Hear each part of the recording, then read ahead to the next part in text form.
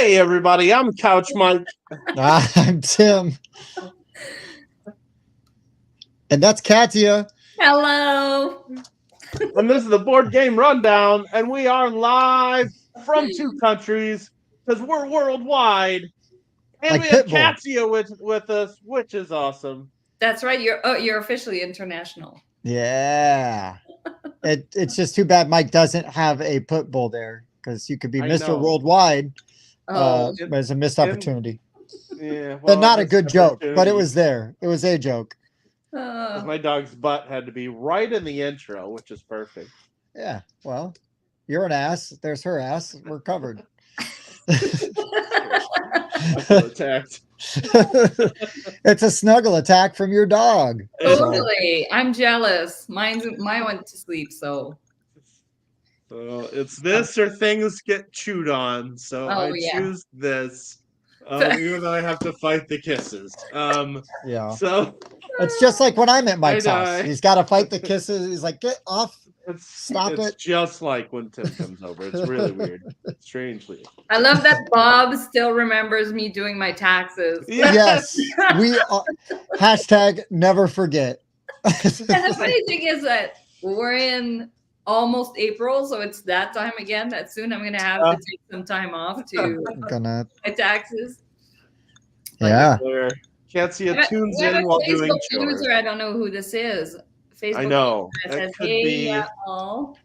I may switch. I'm guessing Jeff. Could be my Jeff guess. Irving. But whoever you are, thank you. Hello. We are happy you're here. Hello. So what are you guys drinking tonight for Whiskey Wednesday? Oh my gosh, Katia is like keeping us on the rails tonight. I am having an Evan Williams bottled in bond 100 proof bourbon whiskey. Kentucky straight. Very nice. It's not bad, and it was very reasonably priced. Now I will be going to Kentucky this weekend, so I'm going to have to come away with a decent bottle. We're going to visit some family.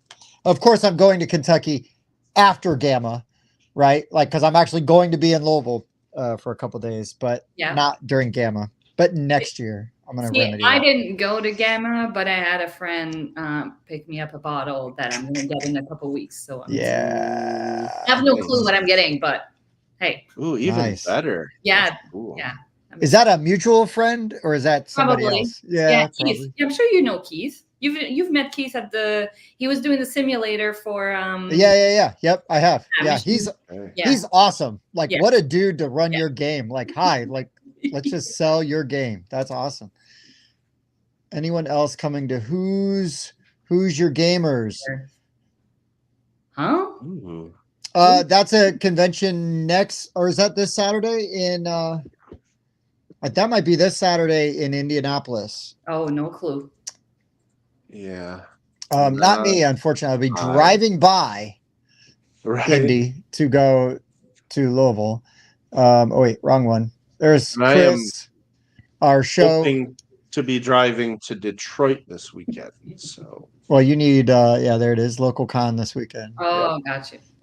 Yeah, Mike's needs Purdue to win another game on Friday night so that he can then spend $300 on a ticket to go to Detroit. Oh. Yeah, and watch his basketball team. Yes. Wow. It's pretty serious. So that's why I was actually pretty happy. March is actually one of my favorite times of year, Katia. I don't know if you knew that. One of the reasons is because basketball is huge to me. But I'm a 6'3" guy from the state of Indiana, and it's just like it's a thing in this state. So when you put Castles of Burgundy on March, I was like, oh my gosh, you are speaking to me right now. Oh, we weren't prepared. Oh, Katia, I don't know if you've seen these calendars, but there's this really awesome person that's like super talented. She makes these calendars, and then like every year they go to Kickstarter. Yes. You should look into it. I know you're kind of into this kind of thing. This person is really good at it. It's funny because I just, like, before coming on the show, I was just sitting down figuring out which mosaic I'm putting for which month for the 2025 calendar. Nice. Is there to try and figure out, okay, which one is going to go best for which, and I was going to ask you, is there like a rhyme or reason? Is it like somebody like that's their favorite game, so you put it on their birthday month? well, okay, so this year for You mean like this calendar? This one here? Okay, that one I think I put for August. That mosaic there. Oh, this I want to say I put August for that one. Oh. I didn't know. Yeah, I ended up choosing, so for June, which is my birthday month, I put Azul because I've been playing a lot of it. There you go. And I was really proud of how that mosaic turned out. So are people asking me for an update? Oh, I thought that's what that was there for a second. Oh no, I think you're fine. I hate that feature when people request an update, it puts like a banner at the top of my Kickstarter and then it's pressure to release an update, even though I don't necessarily need one. But anyways, really, I was really, I was so excited at first by this year's May because it's a fox and I'm a stone cold fox. But at the same time, then I saw the inspiration and it was a game that I don't like. What? I do not like Cascadia. I know. Oh, that's I know. Unfortunate. But guess what? I do love this. This is amazing. What's funny is, okay, so I had picked the fox. It's probably the worst animal in Cascadia in terms of like accumulating points. It's the weakest link. Oh, okay. I chose the fox just because I like the fox and it's pretty and all of that. And when I finished my mosaic, I think the next month or something like that, or that like following week, they had announced the expansion to it. And there was something to do with the fox, like on the cover or something like that. Anyways, I was just like, okay, the timing is crazy. It's perfect. Yeah. So, what's funny is when I first screen shared that, it didn't show that I had the project saved. I'm like, what? That's bullcrap. I know I had this saved. But then remember, before the show, I told you I just cleared my browser history. Saved! So I logged back in. I'm like, okay, I knew I had this saved, damn it. You should make several accounts and then just like bump up my sign up numbers. Yeah. Oh, I totally don't do that with our sub count and work phones that I set up. I don't do that at all. We have like 5,200 subs and Mike has a minimum of 5,100 work phones.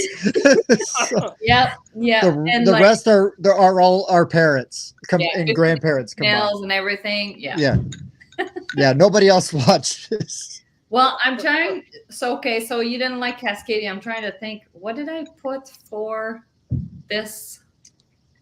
Oh, you got coming up. No, this next one. What did I put for May? Oh, it's this one for May. Mayo. Okay. Nice. Perfect. Now I've never played Skull, but I am aware it is an amazing box cover. That's for Skull, right? It's for Skull. It's one of my favorite party games. It's a bluffing game. Isn't it a perfect opportunity to mention? Aren't you also selling shirts this year? That's the plan. You mean shirts just like that one? Yes, just like this one. This one will be on there. And then I am planning on doing the robot also, the cover. It's just so fun. Okay, so I was going to ask this before the show, but the idea is so good that I have to say it before I forget. The robot is awesome, especially because he's got the orange meeple that he's holding there. Yeah. If there was a way to make that a running red meeple. For no reason. It's just really like what Mike finds aesthetically pleasing. No other reason. That's funny. And because the orange meeple, of course, does not have any significance. No, none. Well, it kind of does to me. I mean, it should. 42 colors. I was being Houston colors. It's all like, and I like the orange meeple. It stands out. Hi, Shannon. Oh, we know. And Di and Evan. There's so many people watching. Thanks and everybody. I know. I haven't had time because we talk, but I like to say hi to people. I mean, I could, Photoshop it out and then put, assemble a red one and then Photoshop it in, but I don't like to do that. So no, that's too much work. Yeah, that's too much work for. Yeah, and just also, Mike. And also, what makes you think you deserve to have that robot for your logo? See, Mike, this is what happens, dude. This is why we don't even ask. You can't get slapped in the face if you don't it would ask. look cool, I just ideas that I had swirling. I mean, it's a good idea, but then the little robot would feel sad that the meeple is running away from him. So yeah, we're not trying to running to him. I know, but it's like the direction of it is easy. He's bolting out of there. Probably scared to be put in the washing machine belly he has. Yeah. Yeah, I know. This is why I won't get off the couch. Worth it. I do want to say, like, look for this game coming out soon that might give you some inspiration for future. That's like, so cute. Is that gecko like the cutest dang thing you've ever seen? I feel like I should make something dinosaur related soon because I still haven't done that. So you haven't done a dinosaur one? No, but I probably should. Well, there's not very many games with dinosaurs, so that'll be really tough. It's tricky. We pick one. It's funny because I used a lot of the pink dinosaur meeples in Dinosaur Island. Yeah, in the ice cream cone I just made. Oh, okay. But I still haven't made a dinosaur, so we'll see. Don't worry, Mike's got a copy of Dinosaur Island that he won't play. He could just send you those meeples, give you some more. We all have games like that we have that we don't play. So it's okay. We do. Too many to count. Oh, we counted them though. Remember, we get our shelf of shame with Arwen. Oh my gosh, I don't want to know. I don't want to know how many. Well, she had right around 150, and I had about 113, and Mike had like I forget where you were. Something. Yeah. But my collection is much smaller. Yeah, see, the problem with me is that I'm pretty sure at this point some games have made their way back onto the shelf of shame because it's been so freaking long since I've. Oh, yeah. Oh, I'd be in trouble because I definitely would have some that would cycle their way back. Like, if as long as the rule isn't you still remember how to play them. Like, if you forget how to play that game or like even the mechanics in it, man, I could be in trouble. There might be a couple that I've had since. I'm pretty sure some of them re-shrink wrap themselves. That's how like I would hate opened other games and all of a sudden it's like, where'd that shrink wrap go? And I think there's another game that went like, and yeah, it's been so long. Like there are gosh. Yeah, there's a lot of games I forgot the rules to. Probably because I'm getting older, but also because it's been way too long. Yeah, I would hate to think of the double shelf of shame, the ones that I forgot how to play. So the thing is, I'm starting to have to bring my games to conventions and have other people teach me how to play it because done that. So long. I've done that. Yeah, I have 100% done that. Where it's like, okay, look, you teach me this game, I will play it. Thank you so much. You're the best. Yeah. And now it's off my shelf of shame. I did that. My sister did that with Glory to Rome. I finally got to play Glory to Rome. Oh, I don't think I played that one. It's an older, like multi-use card game. You're using cards to build buildings and do different things, but the cards are the buildings, so like that kind of thing. Really cool game. Really cool game. Way out of print and like stupid expensive for a nice version. I have an ugly version, but I'm happy with it. But yeah, everybody's like, "Oh, have that game taught to you." And then I played it. I'm like, it's not that bad.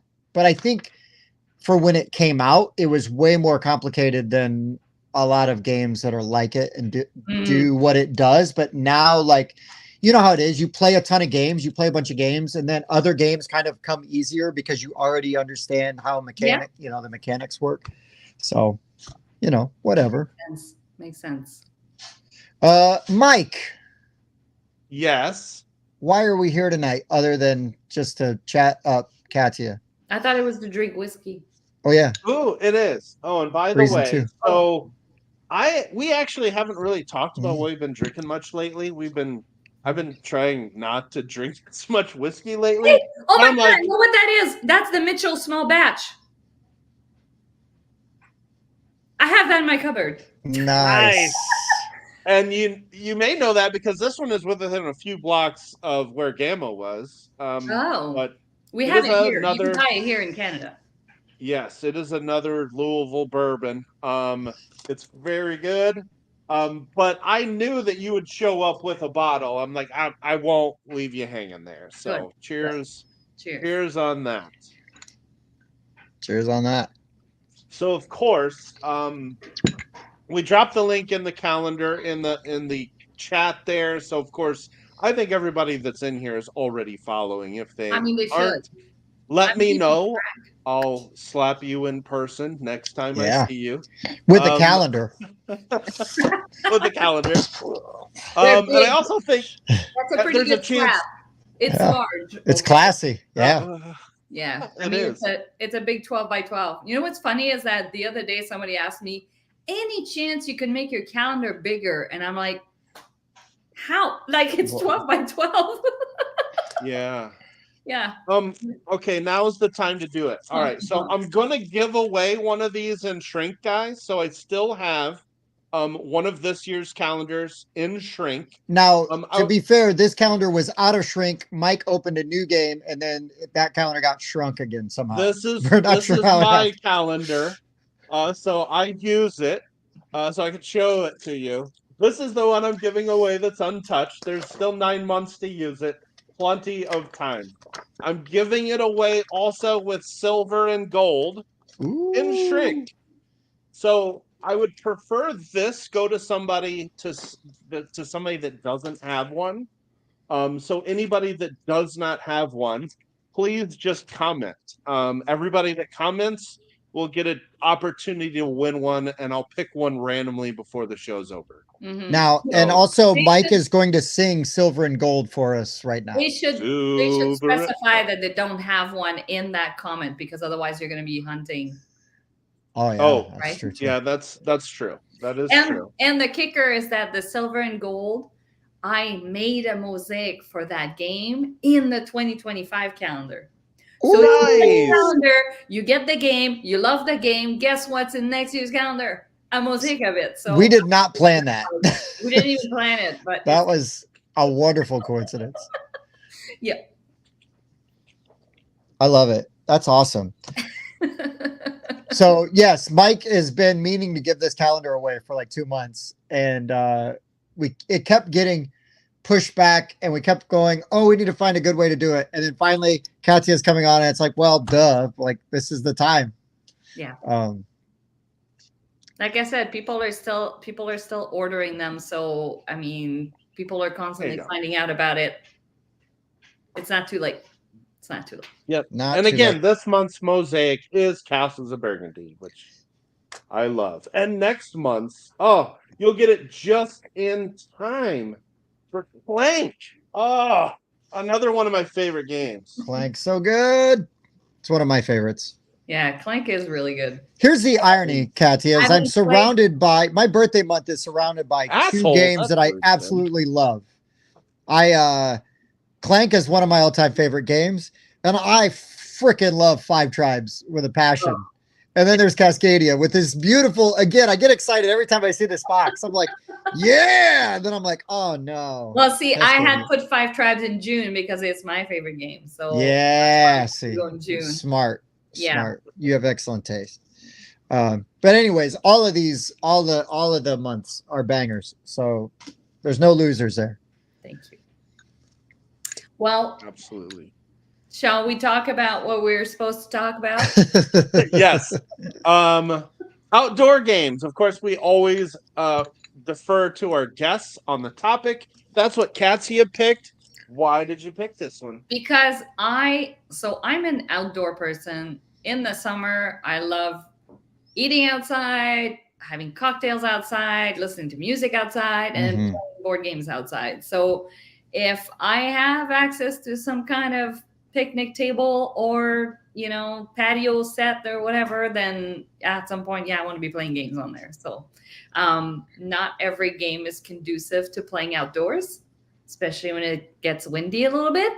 So that's kind of where I, try to pick things that work for playing outdoors.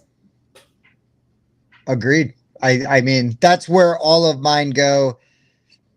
I'm very card light or no cards. Yeah, I'm pretty sure my games here don't have cards. No. And I have 6. Nice. Yeah. Nice. Excellent. Mike, was there any special rules for your outdoors games? Also picked no cards because I can fly away. I hate trying to like hold things down, but I have some exceptions, which is a game where the cards don't move, and you could use other components that don't move to hold said cards down. All right. We'll Gotcha. have to judge you on And then there's only 1 to 2 cards max each game. that. Okay. Oh, Okay. there you go. You got a couple hints. Okay. Tim's like, I know what that game is. I mean, I'm Um, not going to step on your list. I'm a But, better co-host than that. no, it was hey Wayne, it was really just stuff that won't fly away, the stuff that can play well on a picnic table, doesn't have a ton of setup time, doesn't take up a lot of table space. I also love outdoor activities. I love to play disc golf, I golf, I camp. I take an 8-foot folding table with me when I camp, and I have this tarp that attaches to the side of the camper. I put that table out and play games on that thing when I camp. So it's a blast. Got a whole setup for it that I take with me. So yeah, love the concept, love the list. And this is that time of year where I kind of start thinking about being able to do these things too. Oh, So, I'm itching to go spend some time outside on yeah. like it's just we got a super big tease at like sometime in February and early March, and then we started getting pummeled with snow again. It felt like it was getting to that time where finally you could Like, just oh, get it's the outside. season's going to turn the corner. Yeah. And Yeah. I was just waiting for it, and Mother Nature did not play nice, so she came back. I agree. We got teased as well. We had some 60-degree days last week. We also experienced snow last week. And then, of course, the day I was excited to do this list, it was freaking 30 degrees today. It was cold as hell and windy outside. Monday it was 60 degrees. I mean, it was Yeah. nice out Monday. Yeah. I mean, yeah. Well, that's why. So my kids start spring break next week. So like Saturday, right, this weekend. And we were looking at a couple different places to go, try to do something fun, take like a little long weekend vacation. And we're looking at the weather in these places. And I have a bunch of family in Louisville, Kentucky. So I always am kind of like, let's go to Kentucky. But I was trying to not like push that one because, I'm biased. But we're looking at the weather and it's going to be like 71, like all weekend. And it's like, oh, it's going to be beautiful out. And there's like great places to go and walk around. Like, they've got some big parks. They got an awesome zoo. So yes, like you guys getting the fever for going out and just, enjoy some nice weather. And yeah. Real quick, Wayne reminded me, slight diversion. Next Thursday, not this Thursday, but next Thursday, at least me and maybe Mike will be on the Beans and Dice call-in show with a really fun topic. So we'll talk about that more next week, but I'm just kind of like planting the seeds now. Oh, yeah. Next Thursday, not tomorrow. Next Thursday, because this is going to be such a juicy topic that we got to like build up for it. We got to preheat the grill. We can't just throw that steak right on the grill. We need that grill hot. That's right.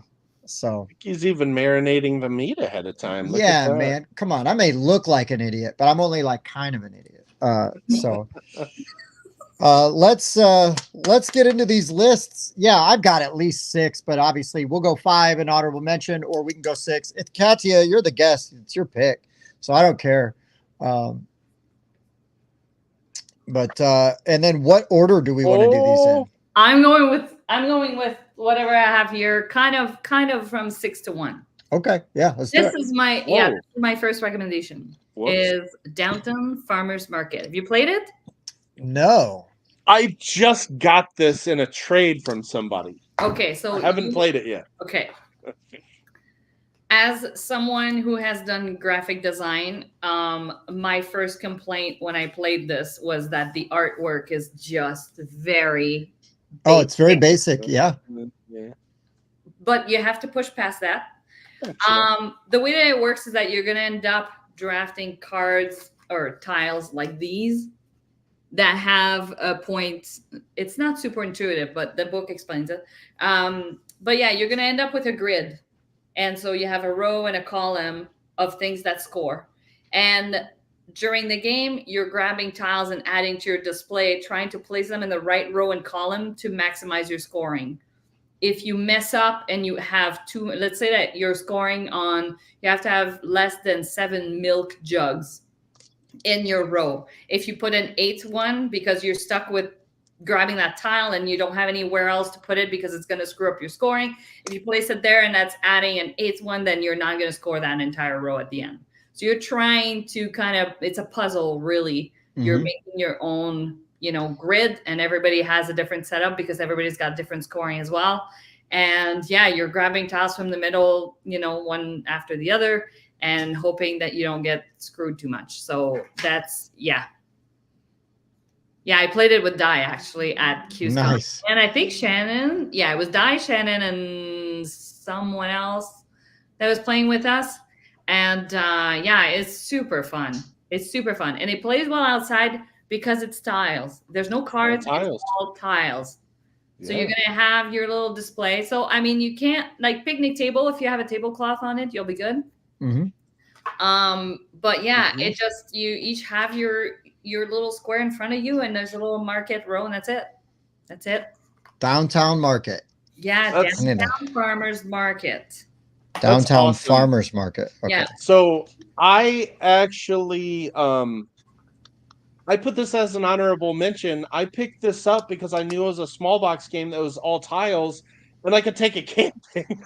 Yeah. And I was gonna bring it up and like hope that you had played it, and then you make it your number 6. I'm like, hallelujah, it's good. I've heard other people say it's good as well. So yeah, it's a fun little puzzle because like you're looking at 2 scoring tiles every time you're placing something down. You want to make sure that you're not messing up, this objective or this objective.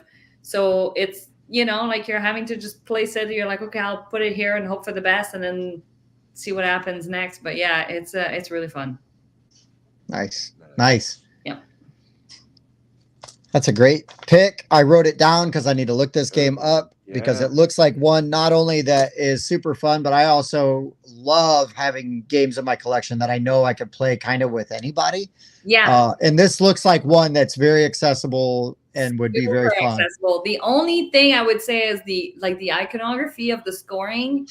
When you start the game, have the rule book, check to make sure that you know what it means, because some of it, it's like, does it mean this or this? Because it could kind of go either way. But it's, aside from that, it's, once you know, then you're good. Playing. Yeah. You're good. Mike, do you want me to go next, or are you going next? It's up to you. It's up to you. I just literally asked you, so it is up to you, sir. All right. I will take the lead then, sir. All right, do it. You'll be our cleanup, I suppose. You're in the hole. There you go. Okay. Okay. You know what's funny? So there's a lot more people in our group that like this game better than I do, but I just can't deny how good of a outdoor game Ra is. It's on my list. Yeah. Is it? I shouldn't have stole it from Tim. I should. Yeah, you don't even like this game. Why'd you take it off of my list? That's all right. I'll talk about it when I get to my spot. All right, then I'll just put another one here. You can have it. You like it much better than I do. Then Tim, why don't you explain about Ra? I guess Ra is my number 6. Let's just do that.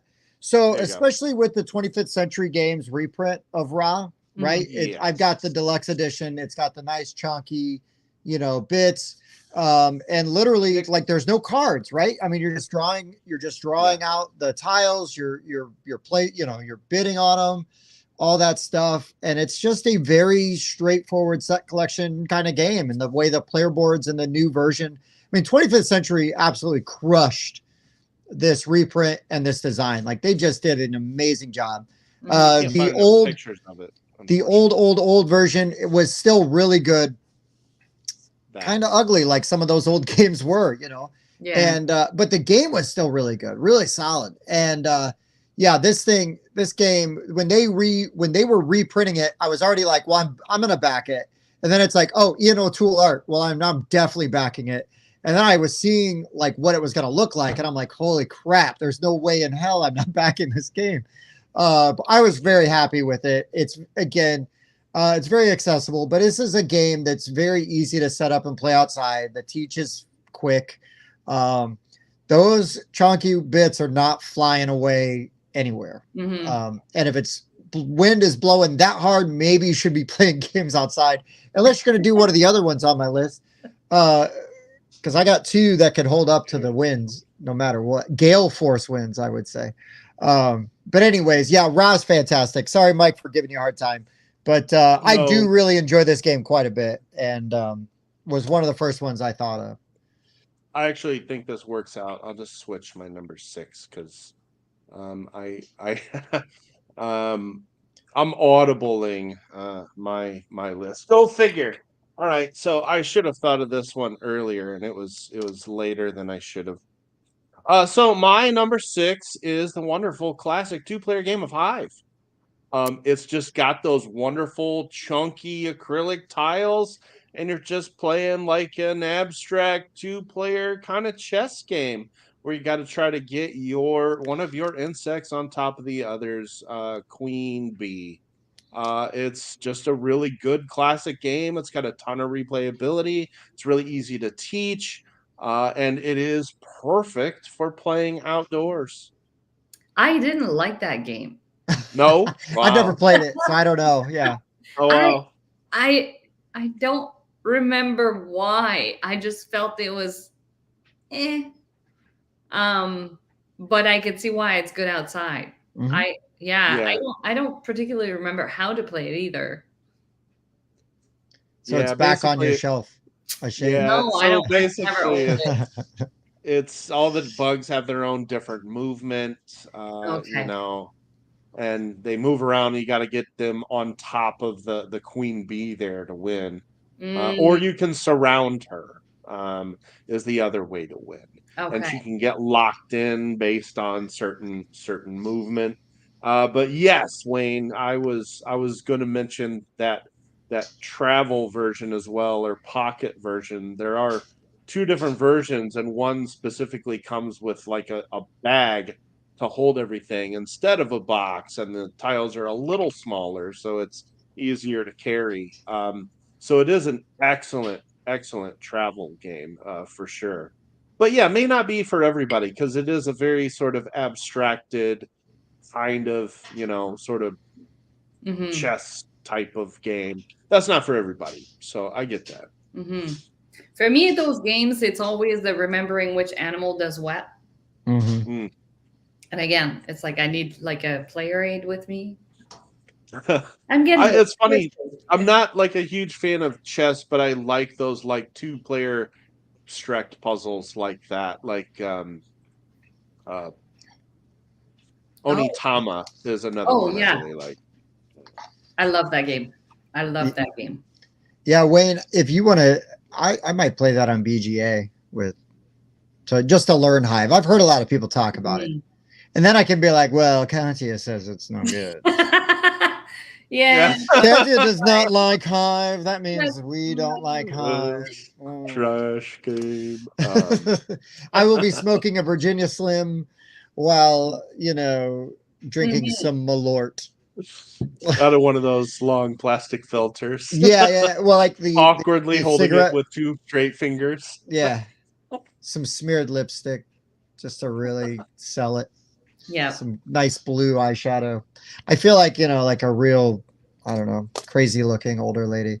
Like a whatever happened to Baby Jane kind of thing going on. Anyways, that was fun. Katia, what's your number 5?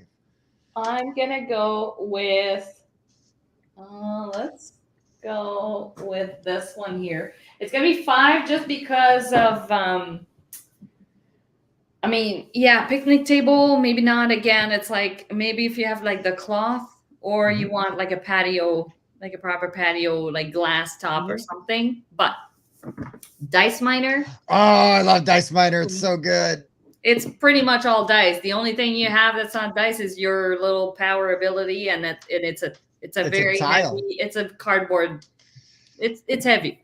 I'll show it for those that want to see the inside of the box. But like they're chunky. Chunky tiles. That's not gonna fly away. So those are your like starting abilities, and then the rest is your little display for the dice, and then a big bag of dice. That's it. I love that game. I played it at Christmas with my family, and it just, I mean, if you grew up like I grew up with Yahtzee, so to me this is like the next step up. It's got a little bit more player interaction, so I did enjoy that. And yeah, I don't know. It's I mean, sure, you can really suck the whole game. Oh, sure. Because of the dice roll and your just the odds of it comes to your turn and there's nothing good to draft or whatever it is. You can really, and your re-rolls can blow chunks. Like it can be awfully like uneven in terms of scoring.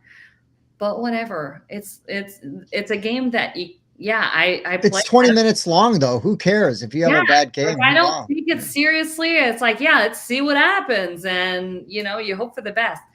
There's a little bit of strategy, but you're relying on dice to cooperate. So, but I really enjoy it. I love that freaking game. I think it's great. I think it's underrated. I completely agree, and that's why it was my number 2. Oh, yeah! How's it feel, Mike? Katia wasn't like, well, I don't really like this game, but I know you do, so I'm gonna put it on my list, but just way lower.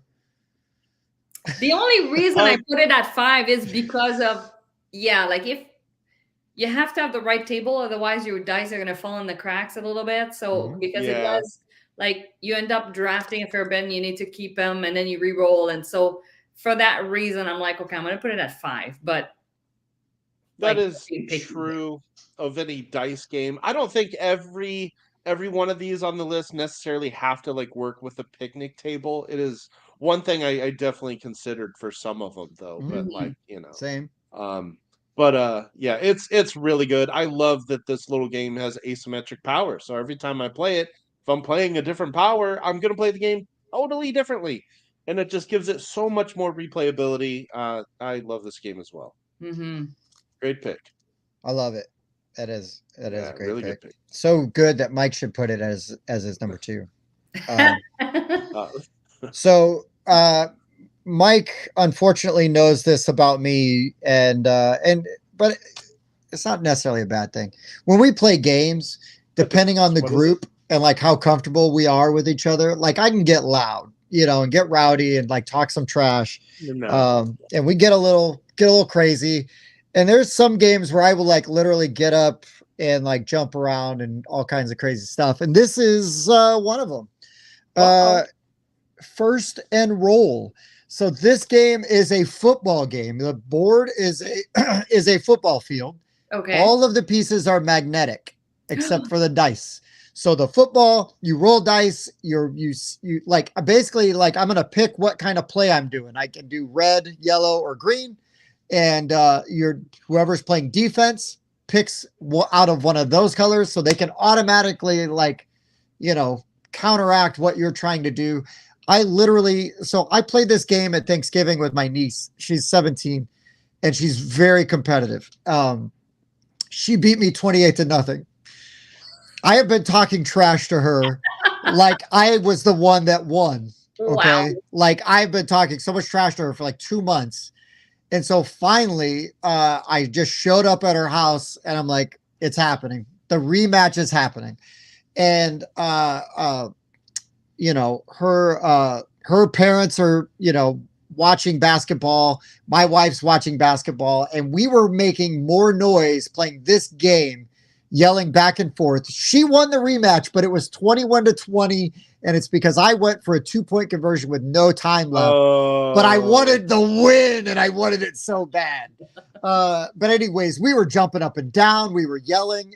It was amazing and super fun. But again, all magnetic pieces. There's no cards. It's just dice and these magnetic pieces on this board. And also kind of like when you're outside, it's like even more fun to be loud and rowdy and a little crazy, in my opinion, because it's like, I don't have to, I'm not confined. I still have to, according to my probation officer, stay shackled to the table so I don't run off and do anything crazy. But yeah, you get a little louder, a little rowdier outside. And First and Roll was just a really good game for that. Again, all magnetic pieces, nothing's blowing away. That's cool. I'd never heard of it before. Yeah, I mean, it's just it's not like the deepest game. It is really just like you're just trying to outsmart your opponent. And my niece, she's like, oh, well, I've got strategy. I'm thinking about when you're going to roll and when you're going to, what you're going to roll when. So yeah, Kim, it's touch and go. So to really mess with her, I just was randomly picking my plays. So I was just like mixing up the dice in my hand and I'm like, well, I'm running this kind of play. And she's like, that's not fair. I can't read your mind. So I was loving it. It was so good. It was such a close game. Anyway, super fun. It's just dumb fun. It's a decent representation of football, American football, which I absolutely love. One of my favorite sports, which is why fall, like Mike loves March Madness. I'm great with basketball, but listen, my basketball teams aren't any good like Mike's are. So my football teams better, and I get way more amped up about it. So football is my sport, and there we go. First and Roll, number 5. All right. Okay. Well then. Yeah, I also agree. Fall is the best time of year.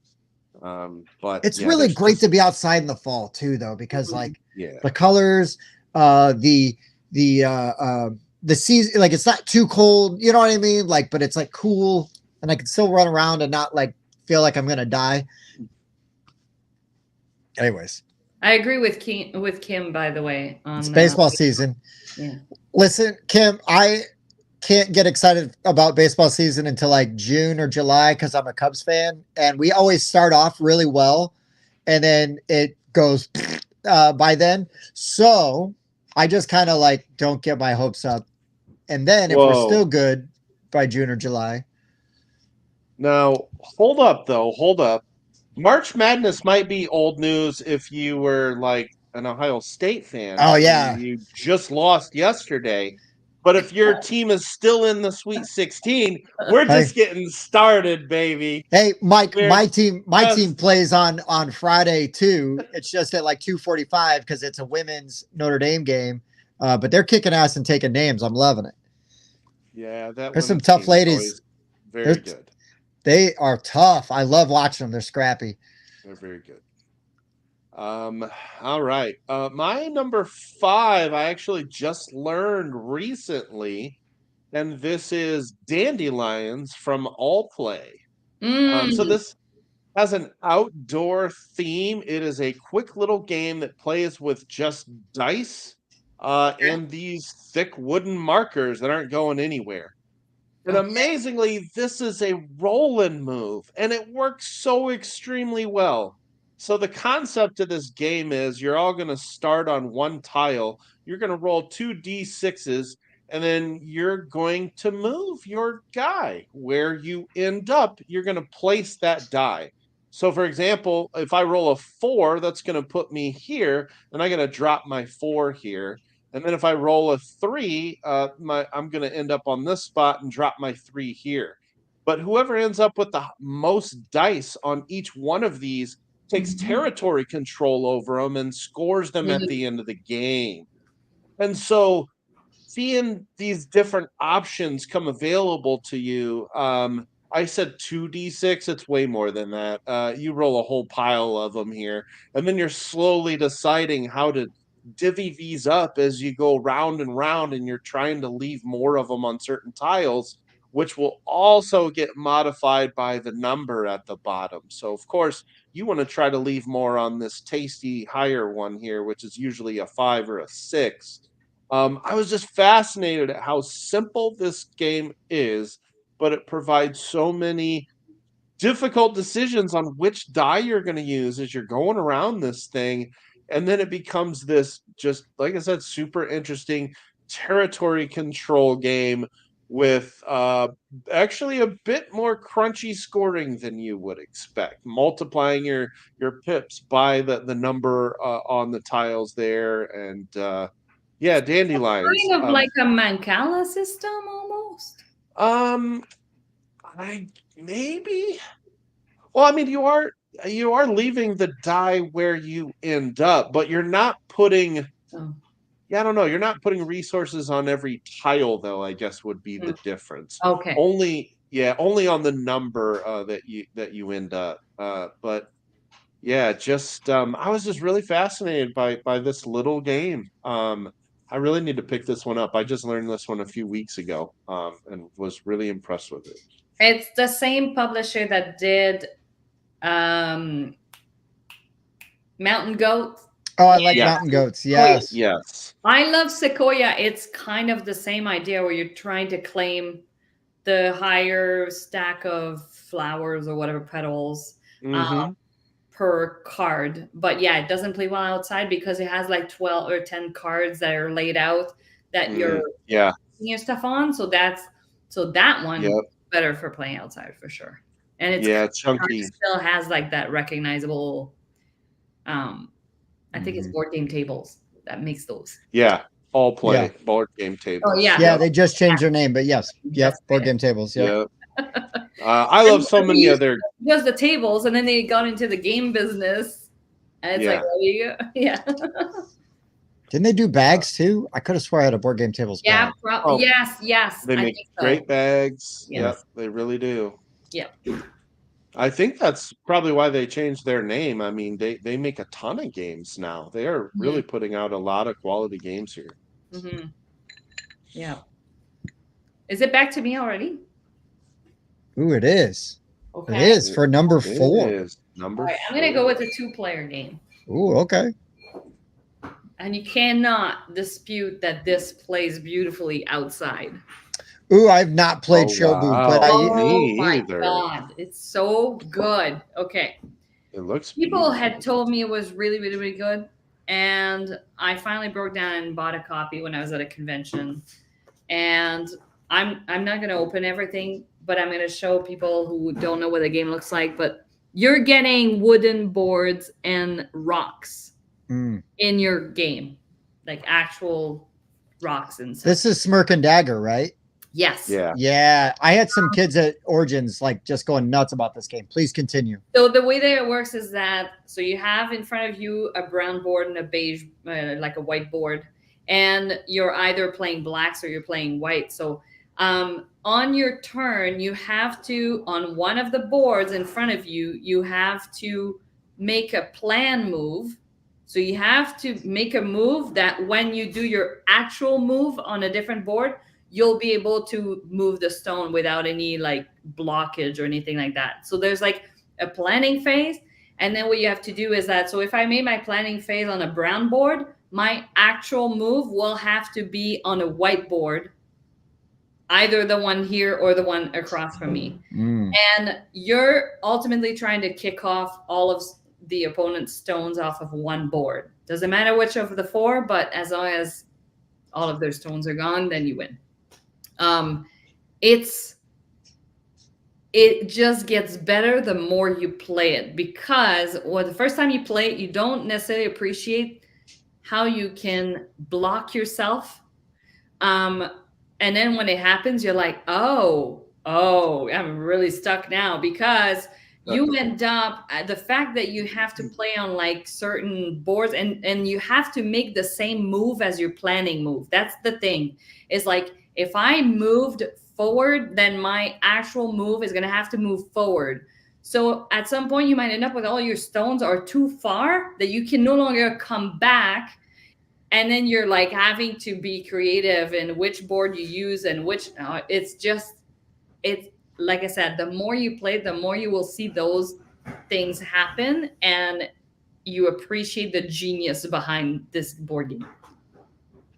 I love it. The green stones, those are cool.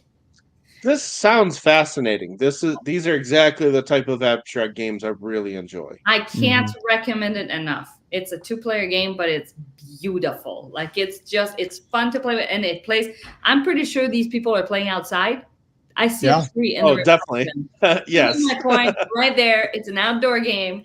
Yeah, and it will not fly away, guaranteed. But yeah, it just has like that nature feel because it's made with wood and stone. Yeah. Feels very earthy, right? Yeah. Mm-hmm. Great pick on that one. I really need to check that one out. Yeah, it's a great game, great company, obviously. Yeah. All right. Well, you know what? I'm also going to go with a 2-player game from Smirk and Dagger. Not as earthy feeling, but it does have animals in it. Yeah. And I'm talking about Boop. Yeah. Yeah. Nicely done. It's so good. It's so easy to teach and to play. It's very accessible. It's very cute. But there's a lot of real thinky strategy because you've got your little kittens on the board. You know, you place them on the board and they're pushing out anybody that they're touching. You're trying to get them to line up. So then you can put your big cat on the board. And that guy can't get bopped around or booped around by the little kittens, but it can get booped by the big cats. And so you're trying to get all your cats on the board to win the game. Just tons of strategy here. Really neat, really fun. The designer is an amazing dude. Smirk and Dagger, again, is just a company filled with people that I really like. Kurt is super cool, very nice. Scott Brady, who did Boop and like Hughes and Q's and some other games, a ton of other games. He's got a bunch of stuff coming out soon. Anyways, but Boop is so good, super fun. You can play it outdoors because there's no cards. You just have your little bits. You open up the box, you flip it over. So if you've got room for the box on your table, you have room to play Boop. Like that's the footprint. And it's not that bad. It's like that big. Yeah, the box is a good size. Yeah. And so just fantastic game. Play this outside in a heartbeat. Not as nature themed or feely as because Katia's game, I feel like you go to like a bench or a park in Central Park, like in New York, you know, where they got all the chess tables and there'd be dudes playing shobu. Like they fit in just fine with all the guys sitting there playing chess, you know, at the park. I mean, maybe you'll see some grandmas playing Boop. Right. It just feels like it would be so cute. That's fine. I'll be a grandma. That's fine. I already talked about, you know, dressing up like a divorcee debutante, to use Nix's words. So I'm out there like, all right, let's go. Your turn, honey. You know, I can't be like a really attractive guy. I gotta be like the real gnarly version. I'm Marge. Yeah, that's the picture you get. Yeah. All right, here we go. All right, you booped my cat again. Smoke him if you got him, honey. Don't mind the ash. We'll get that. It doesn't hurt anything. Except that on the game Boop, you might set your quilt on fire with the ash. Yeah, that's how you know. That isn't what Wayne meant with the time clock, but if that quilt was burning, that would be a time clock. That would be yeah. Hurry up. Margaret Marlborough. I go by Margie, but thanks. You know, like I don't know. Nice. You're welcome. That is also the voice I use, like when I'm talking about my wife. Like I use that to her face. Like she'll be like, "Oh, why didn't you do this?" And she's like, "Do I sound like that?" I'm like, "No." Well, yeah. Well, no. Yeah. Everybody sounds like the Ma Fratelli from Goonies. Owen. You know, I forget her name, but she was in a ton of 80s movies, and she was always like the grumpy old lady. Anyways. All right, Mike. Nice. I know. I feel like he's working on his list. It's not even done. He's like, No. Yeah. I'm working on how to display what I've picked. Thanks, all right, Jim. Yeah, that is the best. Well, see, the thing is, by doing so, I'm clearly the idiot. So I know my spot. I'm the village fool in my household, and that's okay. Shannon missed Katia picking Shobu, and I picked Dice Dice Miner. Farmers Market, Downtown Farmers Market, and Dice Miner were my picks. Shane. Yeah, and I have Ra, First and Roll, and Boop. I have Hive and Dandelions. And now I have Gorento. Oh, I almost put it on mine. Yes, Gorento. You know the thing about this one, it's been a while since I've played this, and I only played it once. So I should have bought it by now because I really did like this one. But this is a great game from Grand Gamers Guild. You got another it. abstract with chunky bits that aren't going anywhere. Essentially a very loose abstract theme of trying to collect elements. Chinese auras or elements. And picking up different colors gives you different ways to manipulate these stacks. And each game, new cards will come out that'll change how the stacks you have on your personal board are scored. You're trying to sort of get them into very specific stacks based on those kind of scoring criteria that can change every game. Really solid game, amazing components. These almost stack too well because when you try to like take them apart and like change the setup for the next game, you sort of got to pull them apart a little bit. But they fit. You gotta play more, and then they get rounded a little bit. Yeah, they can loosen up a little. Yeah, we got a new copy in the group that doesn't get played enough, clearly, because I've only got one play on this. I haven't played mine near enough either, and part of it is because I'm not good at teaching games, but and it's not that complicated. I think it's just the scoring that might like mess people up a little bit. The way that it scores, but it does have like right there on the board, you can see it explains exactly which color allows you to grab tiles in what pattern. Like it's really not that hard, but I love the puzzle of it. Yeah. It's really cool. Yeah, it is a really cool game. Doesn't get enough love. Yeah, it's great. It's great. Yeah, excellent outdoors, plays up to 4, and you can finish about 45 minutes. Really solid game. Yeah. Great pick. Oh, is it back to me already? Yeah. Oh my God. Okay. Rapid fire. All right. Okay, so this is predictable and I don't care, but yes. I want to own this game. I played this game one time and I was obsessed with it. Yes. So I played it on the old version the first time, and it's a massive plastic board that doesn't really pack well. Yes. So when Eagle Griffin made it with a rolling, it's like a rolled up mat that fits in the box like this. Yeah. Now I can bring it anywhere. And the only thing is that it doesn't have the grooves that it sits. You see, when I played, it was that's what I played with. It looked like a stop sign. So it did, it did work that it's like, it sits there and it stays and it doesn't get bumped. This gets bumped a little bit, but I mean, for portability reasons, like I will pick this one over the other one any day. But yeah, it's all components that will just sit there and not blow in the wind, and you're rolling dice and figuring out when you want to stop or not.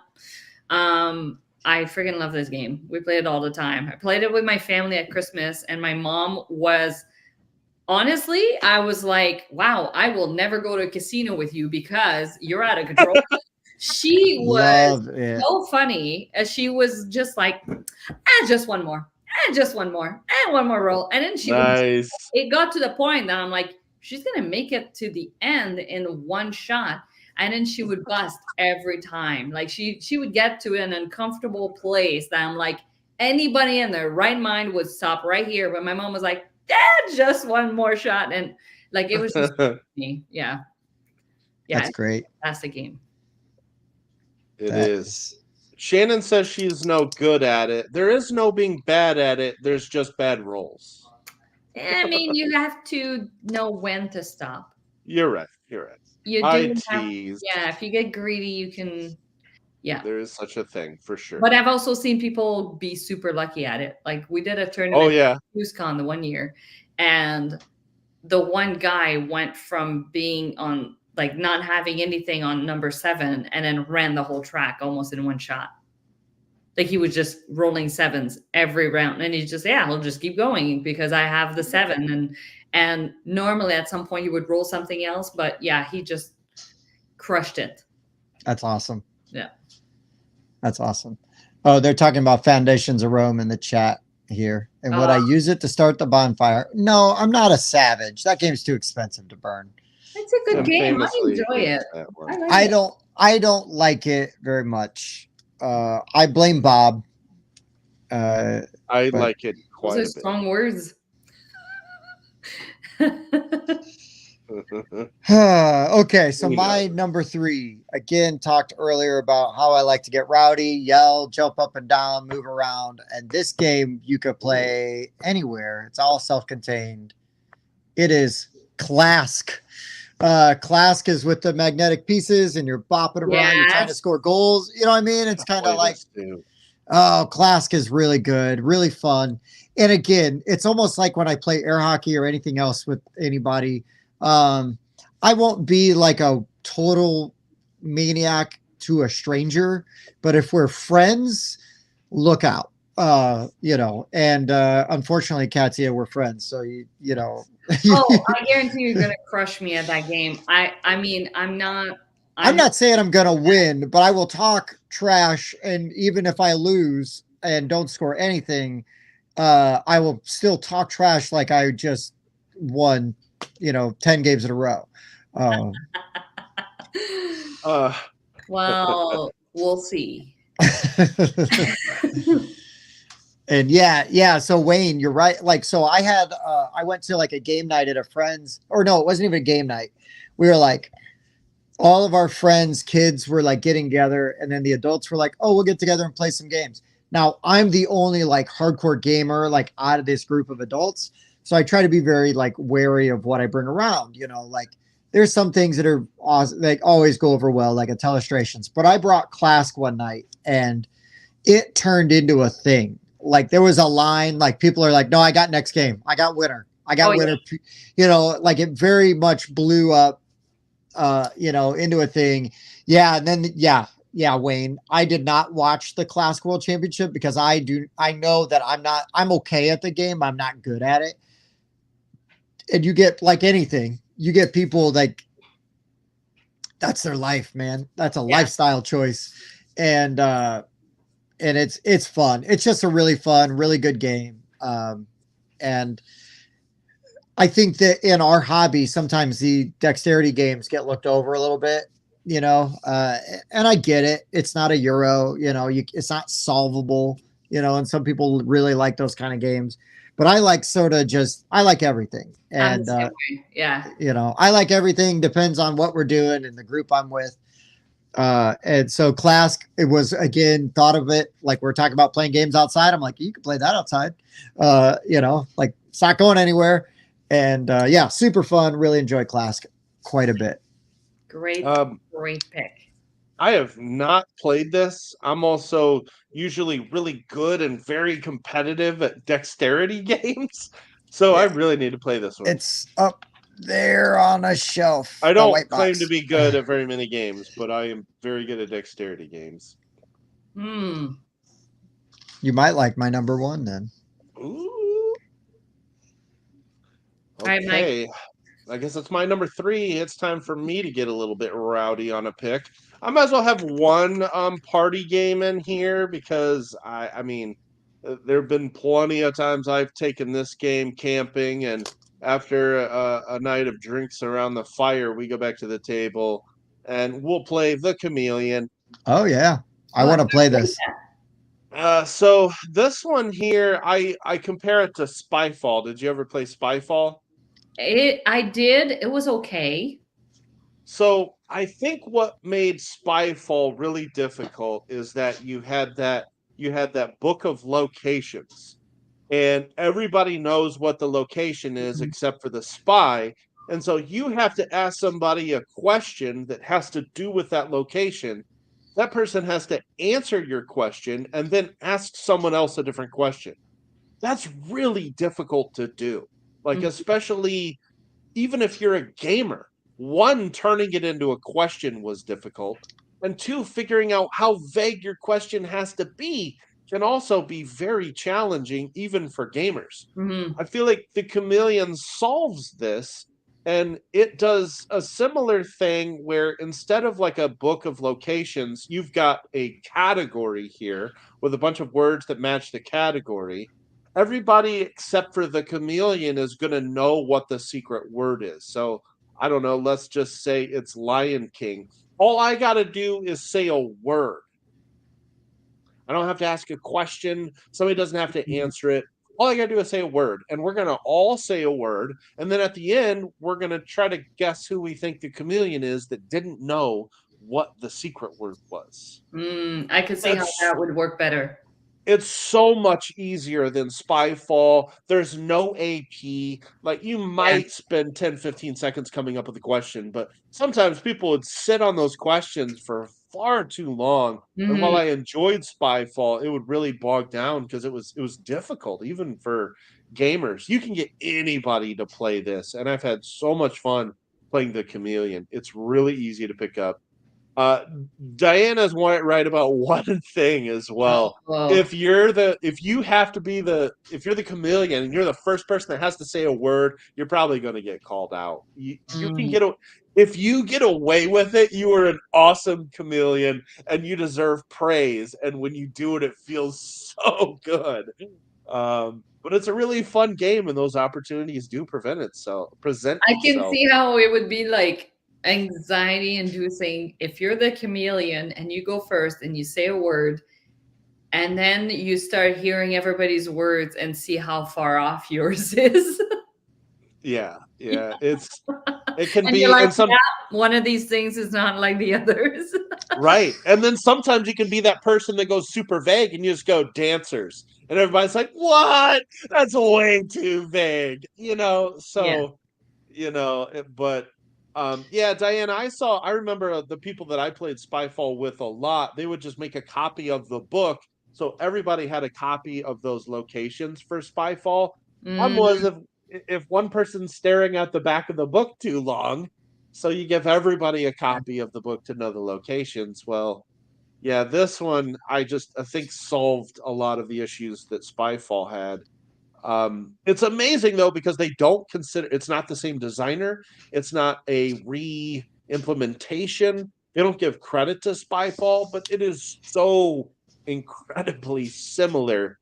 They have scoring though, like if you're at the end, if you're the Chameleon, of course you get to try to guess what the actual word was. You can get points for that and stuff, but like most of the time you don't really play with points. But it is a riot, and it plays up to 8, so you can get pretty rowdy playing the Chameleon. It's a lot of fun. And all it is just it's just one card, that big card that sits in the middle, and somebody rolls 2 dice to select the secret word. So pretty awesome. Nice. Yeah, that sounds fun. My next one can also accommodate a high player count. Ooh. I don't know what the official player count is, but I'm going to start by telling you what it is. I need to play this. I need to play this game. Okay. That only goes up to 4. I feel like this game is old by now, but it's really not that old. Oh, but it was one of the first roll and writes that I got, and I freaking loved it. I mean, It is about trains, for crying out loud, and it's fun. So, hold on. I'm just counting how many boards this comes with. I want to say 6. 6. Looks like 6. So it comes with, these boards. So everybody's got, and it's like sturdy. So you can be sitting outside just in camp chairs. You don't even need a table for this one. And you're on your lap. As long as you got a little something to roll the dice on, that's it. That's all you need. A little like side table.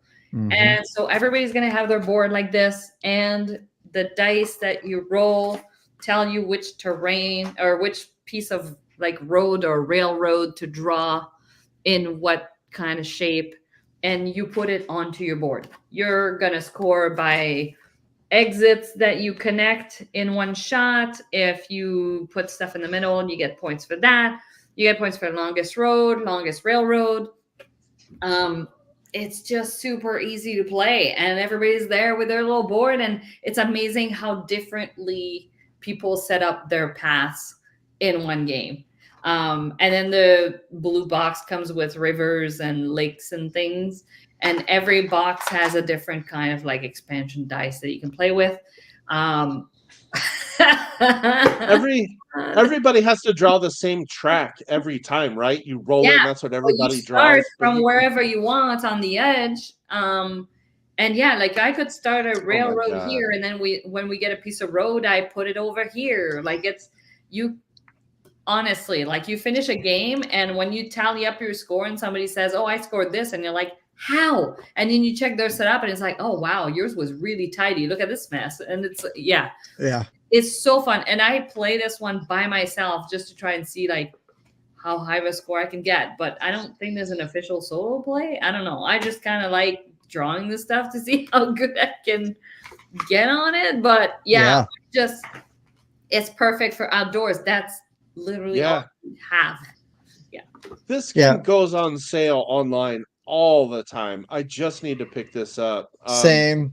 Because there's a blue and a red version too. Yeah, and I had heard the blue was better, so that's the one I bought.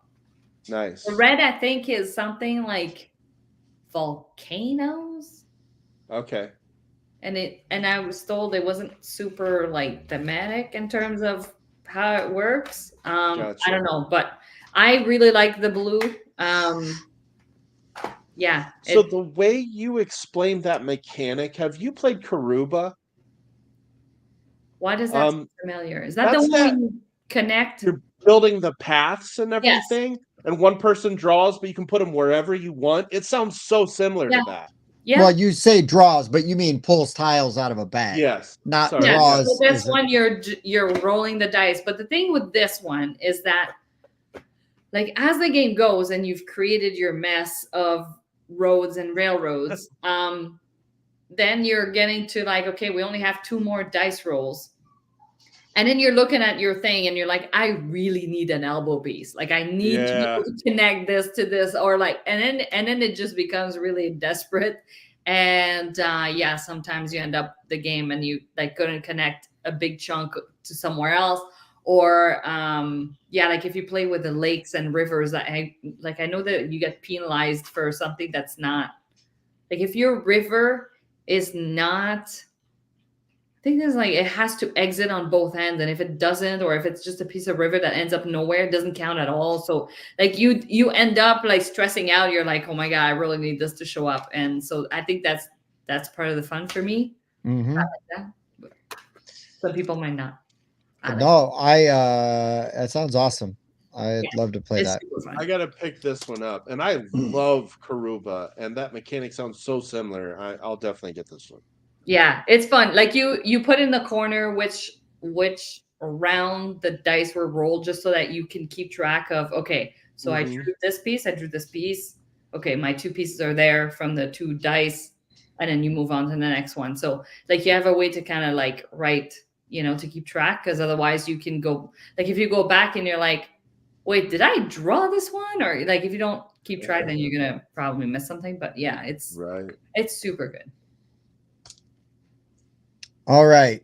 So our buddy Jim Cole was making a joke about me being a hipster. So here it is. Get your hipster hats out. Put on your suspenders, your flannel shirt, and roll up your jeans.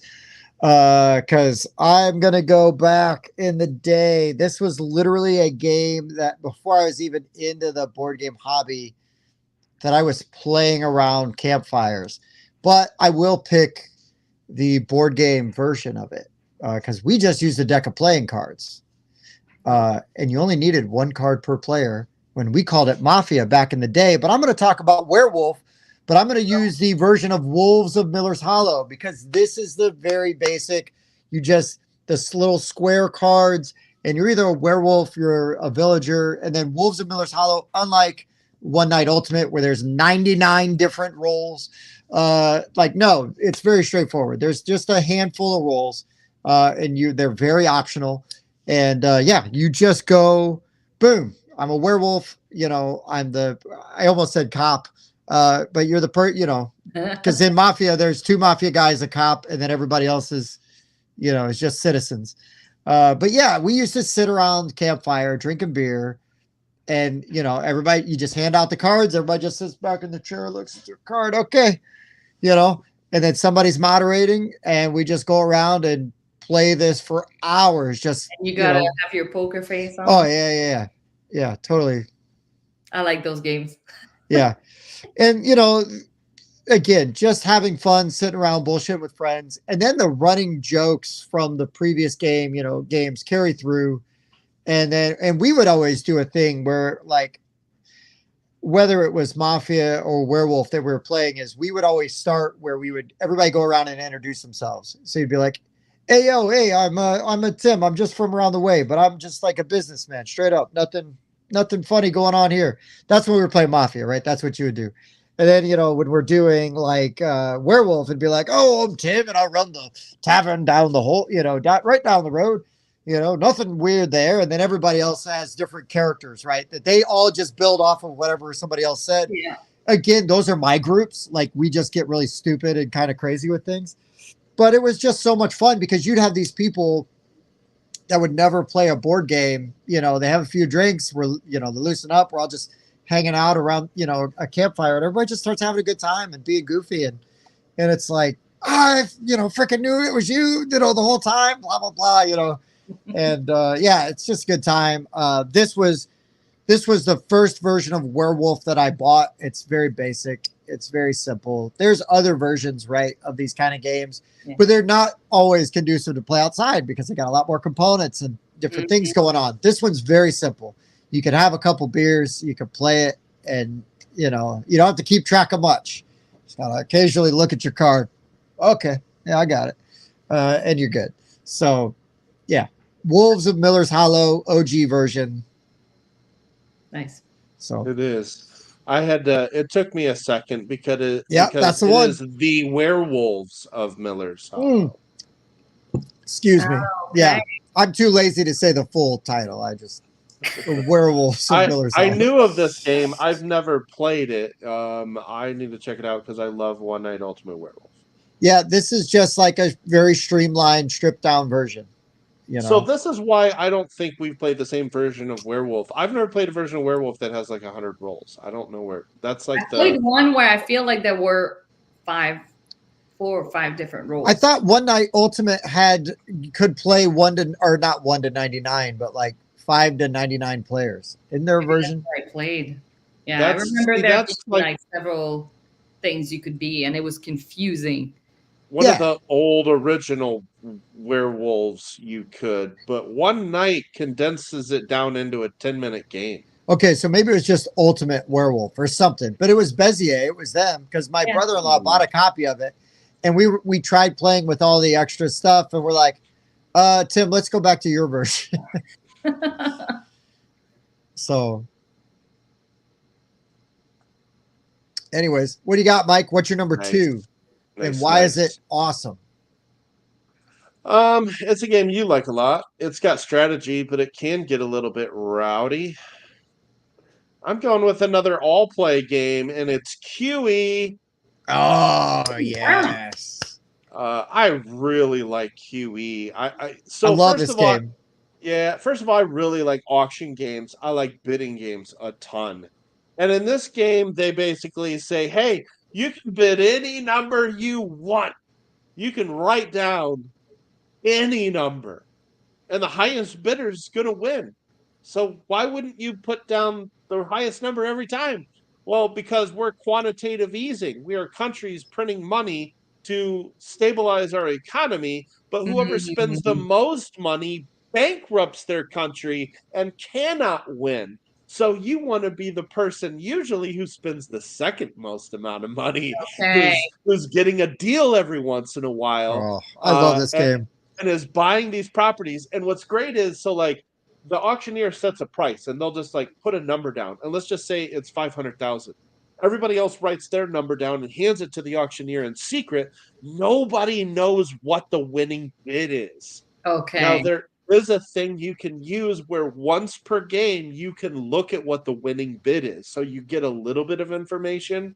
And plus, you're the auctioneer twice, so you'll be able to see what the winning bid was. Nice. It is just so good. It's so rowdy. It's so awesome when somebody starts with like 50 and then 4 turns later, people are writing numbers that have like 15 digits. It is just When you're like, ridiculous. when you bid like 7 million and you're like, how did I not win? You get your tile back. And you're like, how did I not win? How did I lose? Yeah. It is so good. And it does a really good job of like the set collecting is interesting because you're trying to bid on stuff that has the same color. You're also Yes. trying to diversify, get one of each color. You're also trying to get ones that match your country tile. Whether you're playing the EU, you want a bunch of those. The set collecting's good. It's just there's nothing like how the bidding works in this game. And that chaos and how different groups play this makes this game so fascinating to me. You're right, Mike. I do get very worked up during this game. I love it. I love how all of their games are small. Mm-hmm. Yeah. Yeah, they do a nice job. Yeah. Yeah. It's that kind of standardized all play sort of double high box here. And that's everything right there. These are like nice cardboard tiles. These things you write your bids on are thick cardboard. So are these for tracking your scores, and then just dry erase markers. It's not going anywhere. Yeah, it's not for everybody. Some people don't like that you don't have any information at all. You're guessing sometimes, and it's too chaotic for some people. I love living in the madness. It's so much fun. Yes. Me too, because that's when you're like, who cares? It's like, let's just, No, See what happens. Bob can't not try to win and win big every single game. So he has a real problem. Gotcha. Yes, zero guidelines, Bob. So what you are when you are the moderator or whatever, or the auctioneer, whatever the role is, that when you look, you get to see there's your guidelines. You're seeing what people are bidding. Also, you kind of know what you're bidding, and you know if you're not winning, you gotta help that. I'm the one that always just never like bids enough. I'm like, why do we only have one tile at the end of the game? That's because you are too frugal, Mike. You're too frugal for your own good. In real life, Mike is very frugal. He's very good and very responsible. So I say that not like it's a dig, but as a point of admiration, because I'm not. But in games like this, it totally will screw him over because he'll be like, well, what do you mean $5 wasn't enough? Oh, that's funny. Yeah, it's a fantastic game. It may be one worth, if it's not in the QSCon library, it may be worth bringing, Tim. It's small. It packs in a luggage. You can bring it. Yeah. It is small. Bring it just in case, Mike. No kidding. Seriously. Trust me, I'll make a fool of myself at QSCon. I don't care. Well, you already have, Tim. It'll be fine. Well, true that. True that. Oh, that's just Tim. Just Tim walking down the street. There's the village idiot. All right. My number one. No, yeah. Ready for Katia's number one. Yes. It's a 2-player game. Ooh. It's relatively new. Okay, so not mine. I thought, oh no, we're gonna have crossover. I'm a huge Bruno Cathala fan, and when I found out about this game, I want to play this. So the first time I saw this game was actually on Facebook.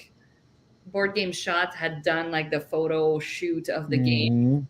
I fell in love with the donut components. I'm like, yeah, that's gonna be happening. And I found a copy, so I bought it.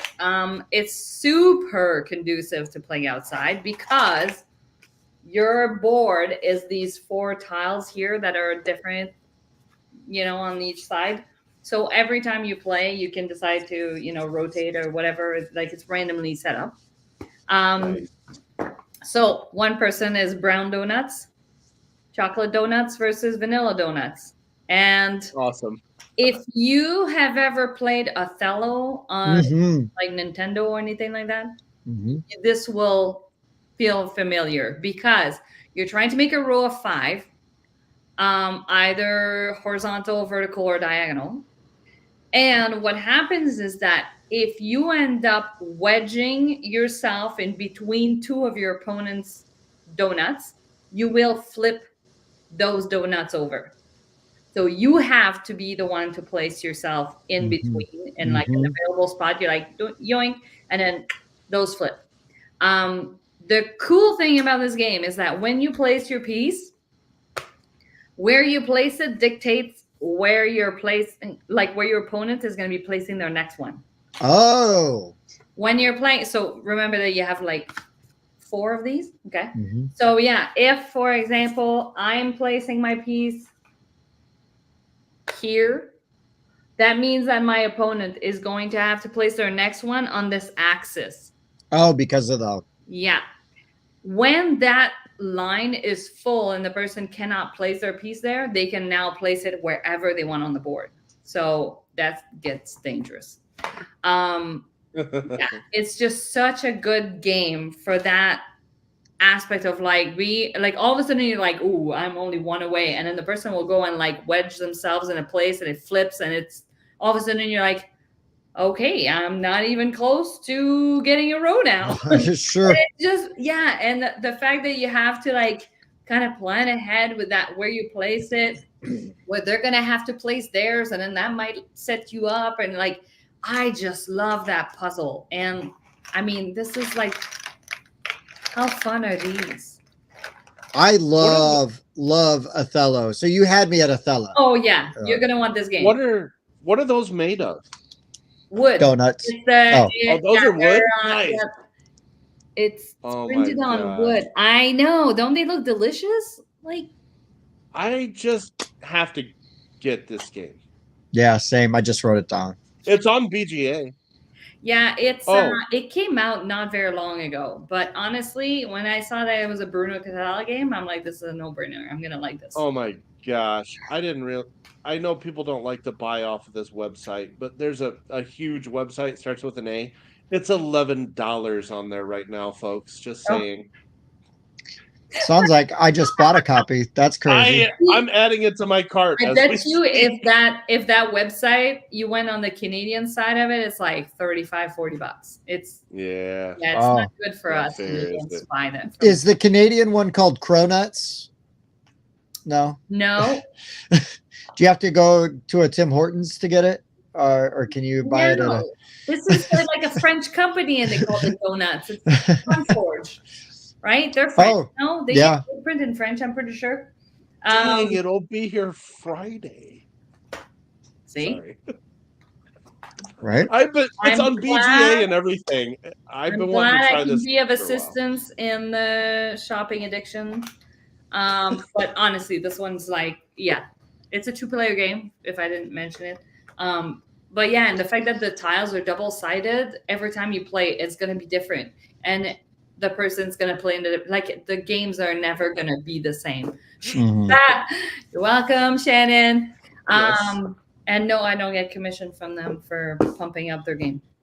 But it's great. It's great.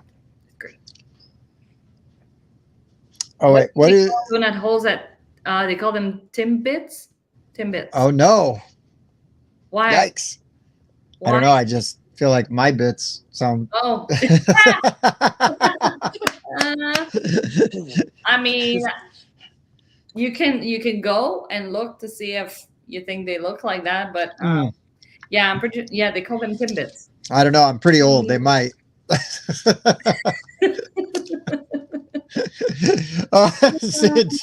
Jim set you up. I got it. Anyways, let's move on. Like Katia's number 1, you could play mine outside. The components are usually almost all wood. Again, super fun game. Trash talk, yell, scream, and that is Crokinole. Oh, I was hoping you would mention that when you said earlier that it was like similar to Clask was like in the same vein. Yeah, and Clask is sort of in the same vein. I wanted to spread them out a little bit. But Crokinole, like, really, man, you pop that board, it doesn't matter what kind of table. You could put a Crokinole board on a stool. Yep. You know what I mean? And and you got room to move around. You can hit them discs. I love it. It's one of the best of all time dexterity games. Yeah. And I'm terrible at it, but I love playing it. I don't care. It's super good. It's super good, and you can get reasonably priced crokinole boards now. You I know, mean, I found mine years ago before they started making the really like fancy ones that go on mm. Kickstarter. Oh I yeah. found mine by chance at an antique shop. Yeah. Yeah, like What? one of those places you go and there's Nice. aisles and aisles of crap. And it was in a corner with some other boards and stuff. And it was in really good shape, but it's handmade. You could tell it's handmade. Nice. The outside rim is like somebody had the thin wood, bent it into place, and then like I don't know, affixed it somehow, and it's all shellacked, and the Wow. pegs are also like it looks like a screw, and then it has like a clear rubber around it, and the pencil lines or pen lines or whatever, like it's handmade, but it works beautifully, and it was like $30 Oh because hell yeah, that's like it was priced right. like yeah, it was. I don't think they knew like how much they cost now when they put it. Yeah. But yeah, it was a steal. So I mean, you So never know. They are around. Mhm. People, yeah, they wow. shop around. What you're saying is when I go to Toronto in September, I should look around for a crokinole board. No, because Katia cleaned them all out, you dummy. You got to go to like Montreal or something. The one downside to that game is storage. Yeah. For a long time, I didn't have a good place to put it. Now it's under like a guest bed. Yeah. It stays under the guest bed, and Mhm. if people come over and we play it, like you take it out and Yeah. Yeah. I've got one like on its side, yeah, tucked that's between how some shelves. I Yeah. know, and it's annoying because it sticks out. It's not Calyx friendly, No. but yeah, a guest bed is a beautiful place to put it under. Yeah. Yeah. Yeah, that's good. You should draw like a pentagram on it and then freak them out. Be like, oh, don't mind this pentagram under the guest bed. It's for a game. It's fine, but here you go. Yeah, I have seen a lot of wall mounted ones. Oh Yeah. yeah, that's true. I did see that. Yeah. You know, Yeah. the funny thing is, okay, so there's a game that I grew up playing. I think it was originally made in Quebec, and it made its way a little bit in northern, like Vermont and stuff like that. But it's called Pichnut or Pitchnut. And it's very similar to crokinole, except that the board is square. I think it's closer to carom or carom. Carol. Like an Indian game, yeah. And so it's square, and you have gutters on all four edges, and you have nets because we play hockey. So of course you have nets in the corners. Like it's almost like pool in a way. Like you have pucks in the corner. And I remember that your discs start in a circle in the middle, so you have alternating colors. So if I'm like white discs, you're the black discs, they're going to be like white, black, and they go in a circle. And then there's like a one that you use to hit the other ones with, and I'm trying to get my discs into the pockets.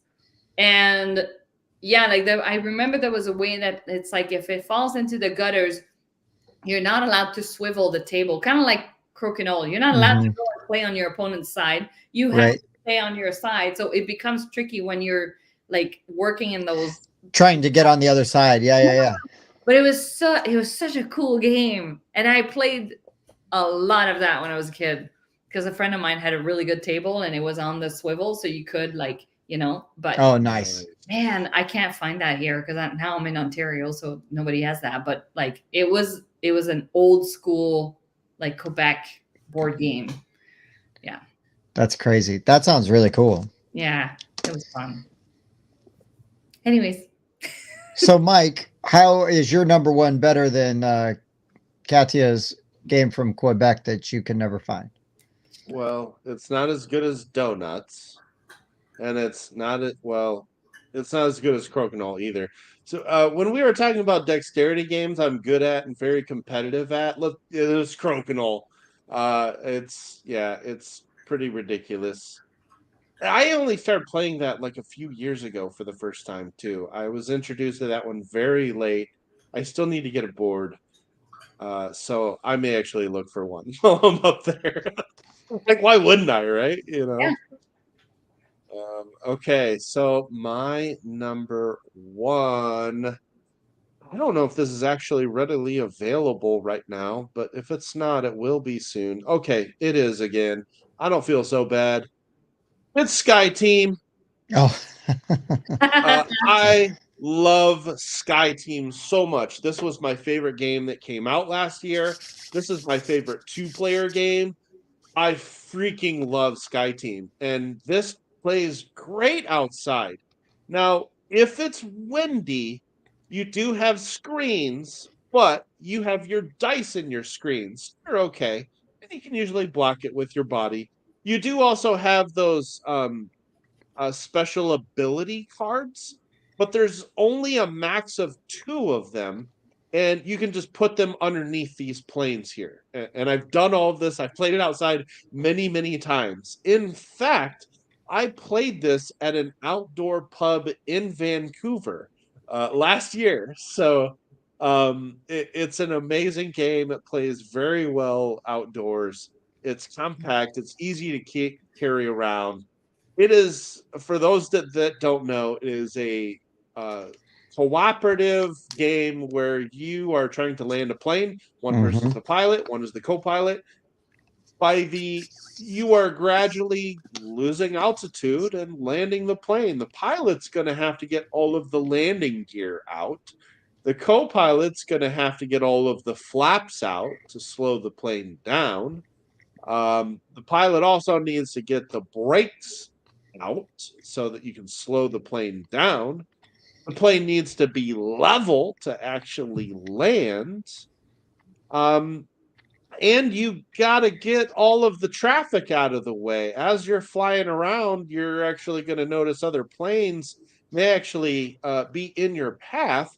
So you're going to have to radio the tower to tell these planes to get out of the way. And what makes this game really work so well is that you can't talk during the round. You can talk about what you're going to do before you roll the dice, but as soon as you roll those dice behind your screen, you don't know what your partner has, and you can't talk about what you're going to do. Bob, that was a roundabout mention. I only mentioned Vancouver. I did not mention Alaska. When you said you were in Vancouver, I knew why. So, everybody knew. That even Katia knew. To me means it was like a it was really to Alaska. That was before I even got on the ship. Anyway, but Sky Team is just so good. And it was, of course, the first one I thought of. I love this game. It works great outside. It's very portable. I recommend it to absolutely everybody, especially people that play a lot of 2-player games. It is really, really good. I really want to try it, but I kind of agree with a gateway gamer runs through. Yeah. Why can't you talk to the co-pilot in a game where you're trying to land a plane? I know. It sort of like ruins the theme. Yeah. If you think about it too much, you just got to play it. That's all I can say. Famously, in life or death situations where I'm relying on one other person, I really do not want to talk to them. I don't. Correct. We're trying to survive. Oh, okay, Bob. Yeah, okay. That makes sense. But aren't they sitting next to each other? Yeah, usually. Yeah, don't take them off. I can't. Oh my God, this headset's glued to my head. They got locked out of the cockpit or something. I don't know. But yeah. But yeah, no, it seems like the game has been very well received. And it's really good. I haven't tried it yet. And I'm curious. I don't know if it's like easy to teach. Even like just looking at it, I'm like, I don't know how easy that's going to be to teach. Like how it's not that bad. It's not that bad. It gets a 2.0 weight. But and more also more than Garinto. Yeah, a little more than Garinto. Actually, yeah, a little more. Okay. But Hachette has also just been killing it the last couple of years, and this one was no exception. I understand why you can't, because Bob said it's super loud because you're on a Boeing and the windows probably just flew out, so you can't actually hear anything. That makes sense. See, now I get it. It's called Boeing Sky Team. When you say that Hachette has been killing it, yes and no. I also didn't like that game that they came out with the machine, the Turing machine. Turing machine? I haven't played it. I was, That I one was, enjoyed that one. It also sold out at Gen Con that I year. know, but I think a lot of it was hype. Do you still see people playing it? No, Ooh, damn. I no. think people went like, oh, okay.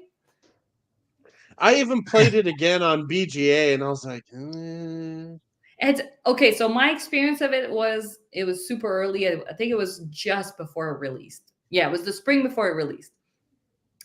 And we played. So they were obviously trying to get people to find out about the game and stuff. And we played a game with I think 4 people, and the one person just got lucky with their very first guess.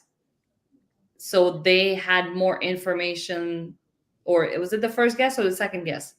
One of the two. Anyways, there's a guess where they got more information than everybody else because you're kind of just randomly going like, okay, well, I'm going to check this out. And the person happened to just land on something that gave them more information to work with, or like something like that. Like there was a reason that they finished like super early and everybody else was like, no, I needed one more turn. But to me, that was super luck based because there was zero reason why this person solved the puzzle before everybody else, aside from they got lucky from the start. So that to me is not fun. It's like I can handle something like that in Dice Miner because it's a fun party game. sure. Turing Machine, Yeah, the premise of it is supposed to be like logic, and you're thinking, you're trying to like deduce and blah blah blah, and it was like, but you just got lucky. So I don't know. yeah. Like, right you can there, actually just guess right. Yeah. right there, I was like, yeah, that's like, And when that happens, the game will end in like 5 minutes, and yeah. it is kind of sucky. I agree with you I there. appreciate the work and the math and the whoever like designed it and did all of the work around the possible solutions. Like all of that is super impressive. I don't take away from that. Like it's insanely impressive. A lot of work went into that, but is it fun to play? No. I'll name another one that was a hit that year that would be an honorable mention, I guess, which would be a good segue. Acropolis. Yeah. Oh, yes. Love Yeah, that. Acropolis is really good, and I kept that was as an honorable mention, and I moved QE in. But it does have like the little scoring reference cards, and I wish there was more variation in those. But still, I do thoroughly enjoy that one. Yeah, the stacking of the tiles like that Yeah, is what makes it cool. and the fact that that can even multiply your scoring is really cool. Because it's one thing where it reminded me right off the bat. It reminded me of Cascadia because of the okay, I'm trying to connect, and this color is going to score a certain way. This is going to so it kind of had that parallel, but the planning to go to a second and third level and the multipliers in there that was really cool. Yeah. So speaking of honorable mentions, Tim, I really I left Ahoy Kitten out intentionally. Me too. And it's only because I talk about Ahoy Kitten every freaking week. I left Ahoy Kitten off because I know that I will talk about it again probably very soon. I needed to give it like 1 week off. Katia, have you played Ahoy Kitten? I have not.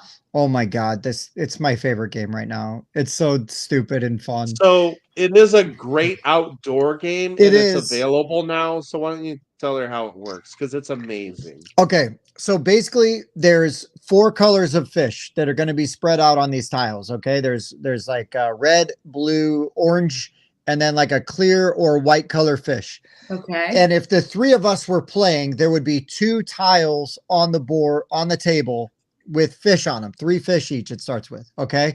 And then we're all going to hold up our fingers and we're going to go 1, 2, 3. And we're going to point to one of the tiles. If you were the only person pointing to that tile, you get all the fish on that tile and you get to put it on your own tile in front of you. But now that tile in front of you becomes a tile that people can point at and steal your fish.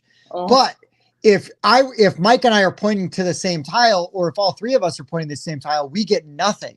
And then more fish come out, you repopulate the empty tiles, and then you add 1 fish to each tile that already has fish, like except for your own personal tile.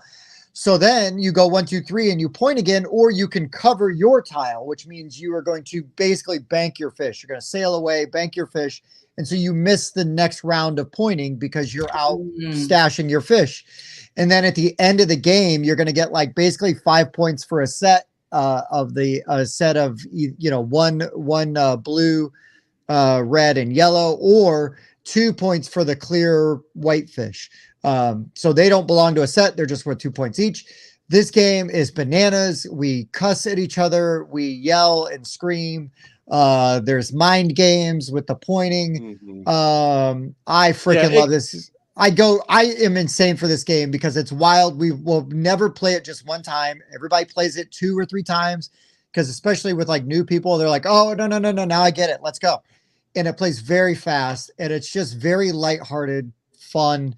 Play it with anybody. I play it with the grumpiest of Euro gamers. They have a great time playing it. And I play it with, family and kids and, we have a great time as well. And again, I get really loud and rowdy and worked up and so emotional, like just living through every emotion every time we point. No, why? Or yes, like everything, the whole spectrum. It's so good. And no, Brandon, I haven't played Village Pillage, so I don't know what Village Pillage is, but Ahoy Kitten is just one of my favorite damn games this year. And we will have it at QSCon, just so you know. We'll have multiple copies. The hilarity ensues because you'll get 2 people that'll keep pointing at the same one, and it's like, who's gonna buckle first? Yeah. And every time people point at the same one, it just keeps building up, and the pot gets bigger and bigger. And when you and the same person keep pointing at the same one over and over, it's just so funny. It's just like, who's gonna buckle first? It's amazing. You want a game where I'm dropping some mother F-bombs. That is a game. and it's the cutest theme. Oh, I am cussing people out. I'm saying the worst things you could say to a human being. And then I'm, the next round we're laughing. It's the best game. I love it. It's a bag of acrylic fish and a couple of tiles. Yeah, it's a couple of tiles and a bag of fish. That's it. It is the perfect outdoor game. But you really need like 3 or more. You do. It says 2 to 6, but you really want 3 or more. And we played it with 7. We just borrowed a tile from my copy. We played Bob's copy. We had 7 players, and it still played really well. We were just as violent, and yeah, Tim threatened my life. That's true. Yeah, and then we played Ahoy Kitten. That was after the kisses and snuggles, where Mike's like, "Stop it! Get off of me!" Another honorable mention. I don't know if y'all have played Tinder Blocks, where you're like building the campfire with the tweezers. I haven't played it yet. It's super fun. Don't be intimidated by the size of that rule book. I'm just kidding. It's like a page. You laugh. It's extremely poorly explained. Oh, fair. For what it is, I was like, how am I not getting it? Because it's not like, it's almost like they thought, it's super simple. But there are like ambiguities in my brain that I was like, So to be fair, I was taught it at, was it a Gen Con or Origins by, somebody from the company, like at their booth. Someone to teach me a like very basic game like that. I feel. And I don't know if I ever looked at the rule book since. Yeah. So. Because I felt like I was missing something. I'm like, this can't be it. Like I'm missing something. That failed. But yeah, it looks fun. I have it. And it looked fun. That's why I bought it. But Ooh, I think we have a video on it. We teach you how to play. You could just watch that video. We do. The problem is I just scrolled through all the videos to find ours, and it's not there. Fail. Okay, so now I'm going to do some honorable mentions real quick. Just do it. Feel like I would be missing an opportunity. Full disclaimer, like I do the social media for Thundergriff Games, but we actually have some really good games for outdoors. Oh, I thought all my games were off of Thundergriff. Oh, no. Tuned, which is, it's like a 3-layer tic-tac-toe almost. So you have, it's I want to say rhinos, dogs, and cats. And you're stacking them. Yeah, that game. And on your turn, you can either add a piece. So everybody starts with 2 pieces of each color. And on your turn, you can either add a piece to the board or you can move one. But you cannot move twice in a row. So you have like a little hen, a little chicken there that keeps track of. Our Katia got the balloons. I was just gonna say I'm getting balloons. She's not. I'm not the only one. Usually, I'm the only one that gets balloons. I forget what gets the balloons. What's I got balloons. No. Oh, you got fireworks. I get fireworks. You just had to outshine me, didn't you? No, I don't remember what causes and balloons. confettis. What the hell? I don't remember what makes balloons. Something makes balloons. Oh. Oh, there it is. Oh, is it?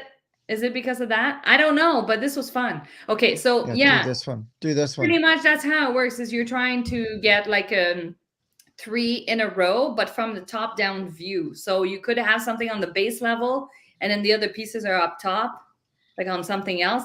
So it's, again, a 2-player game, but because the pieces are really chunky and there's no cards, it plays super well outside.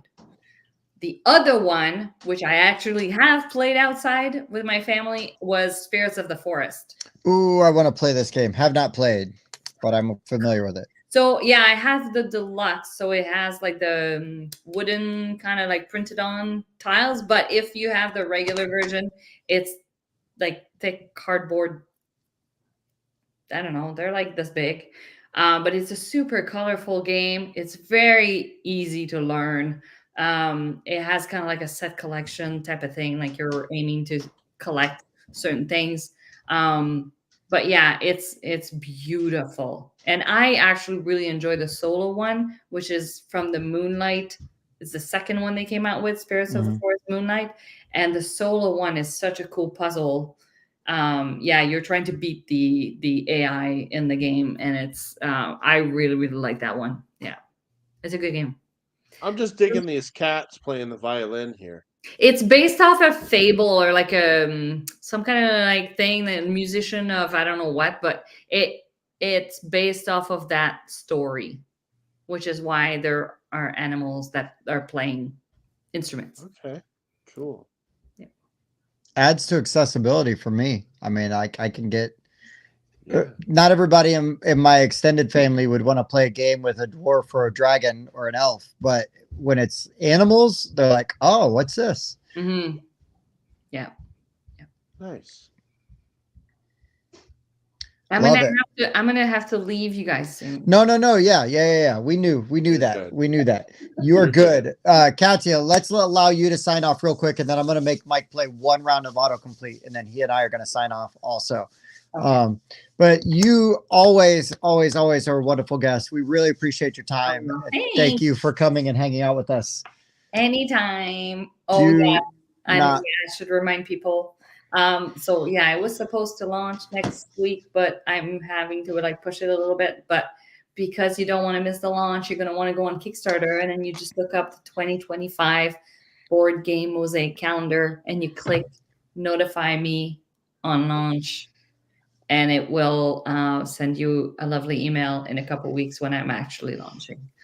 But yeah, lots of fun games in there. I'm going to have mosaics for, silver and gold, Can't Stop, Canvas. What else do I got? Horrified is in there. Yeah. He's one of my favorite. I did the. I loved that one. He's honestly one of my favorite. I did Skull, and yeah, like I tried to pick games and mosaics this year that I'm able to be a little bit more creative with, because sometimes it just kind of like you want the mosaic to look like the game, but at the same time it's like I'm feeling limited. So this year I went with some that are allowing me to just kind of like go a little bit more wild. Absolutely. And you're selling that shirt. And yes, this will be part of the Kickstarter, is the shirt with the skull or the shirt with the cute little robot. Just saying, May gets another banger mosaic. That's my birthday month. I'm just saying. That's right. Yeah, so I'm excited. Well, thank you again, Katia. I'm going to subject Mike to a terrible game while you go and have a nice evening and hopefully are able to get your taxes done. That'll be in a few weeks. I'm probably going to do that like in the afternoons when the Kickstarter is running. And yeah. You need a distraction. Yeah, for sure. Yeah, thanks for having me on. That was anytime. Thank you. Anytime You're at the all. best. All right. See you soon. We will see you next time. Thank you. Mike,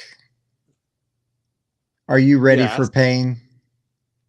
I am. I didn't get to highlight these while she was on, so I'm just gonna do this now. So if you're not following her on Facebook, you should, because most of what's going to be in the new calendar she's already posted. And I don't know if you guys have ever seen these, like these sped up her in action things. I can't imagine the back pain that ensues hovering over a table for hours on end. I just don't have the back or the patience to do it. So I've always just been super appreciative of what she's able to do just with board game pieces. I truly just am always been impressed with it. We need her to get to play Andrew's game, Wine Cellar, and then maybe she'll want to do a wine mosaic. There you go. Because she did a Vinos one, right? Oh, did she? I think you're right. And then of course this one, which was awesome. That one was super cool. Yeah. And yeah, I'm literally showing her stuff after she leaves. But we didn't really take a whole lot of time to do that while she was here. But these things are just so amazing. You don't need me to tell you, but I'm gonna do it anyway. And just seeing like this one in action. All right, there you go. Katia is great. Back her calendar. I think everybody that's in here probably already is, and we appreciate it. Okay, here's a game that nobody should own yet. I do. Speaking of things that are terrible and bad for you. But like junk food, we just can't seem to get enough. We have a weird craving for it. And so we're going to indulge. So an autocomplete, basically what it is that in like 2018, somebody decided to make a game that required zero effort. And what they did was they made a game out of Google autocomplete where they type in the beginning of a search and then basically listed the first 10 things that came up with it. So Mike, are you ready for some stupid things that will make you question humanity? Oh boy. Yes. I mean, no, I'm never ready, but yes. The first one today is, am I good enough to blank? Am I good enough to get a scholarship? You know what? I will give it to you. It says Am I good enough to get into college? Get into Harvard specifically. Okay. So I'm gonna give you that one. You're starting off strong. That was number 6. Am I good enough to become a professional? Professional what? And there's athlete? A lot. I'll give it to you. Well, no, basketball? It's not professional. Am I good enough to play college football? Also give that to you. Aaron, we know the answer to am I good enough to design a board game because Aaron has. Yeah, I gotta cover up. Andrew's answer is better. It's not there. But it's not there. Okay. All right. College football was as close as that one. And I kind of gave it to you because you said pro athlete. Yeah. Ooh, Andrew's coming with the good ones. And that's not it. But man, that is. Yeah, I'm not looking. I'm only sharing it because it's not it. Oh wow. Yeah, that's a very depressed person there. Well, I mean, I don't want to say depressed, but there's some daddy issues, maybe. Yeah. That girl would definitely date Bob. We'll just say that. I get you. Well, the thing is, that kind of girl probably date me too. I don't want to. Okay, do not look at the comments because Aaron just got one. All right. Am I good enough to be a singer? Yes. You are. Am I good And that enough is to one. be in a band? Nope. You stopped. You peaked to a singer.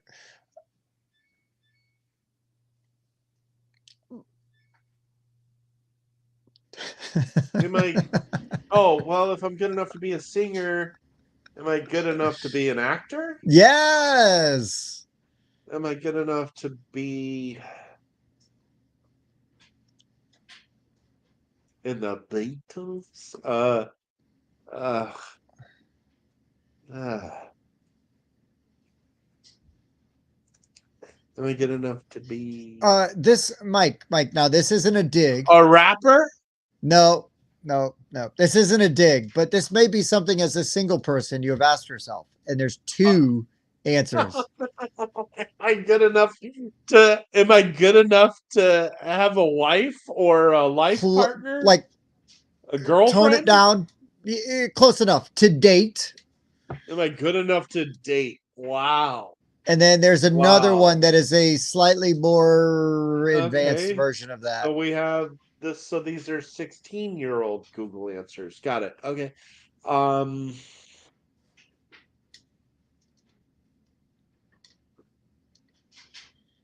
What's Spencer want to be?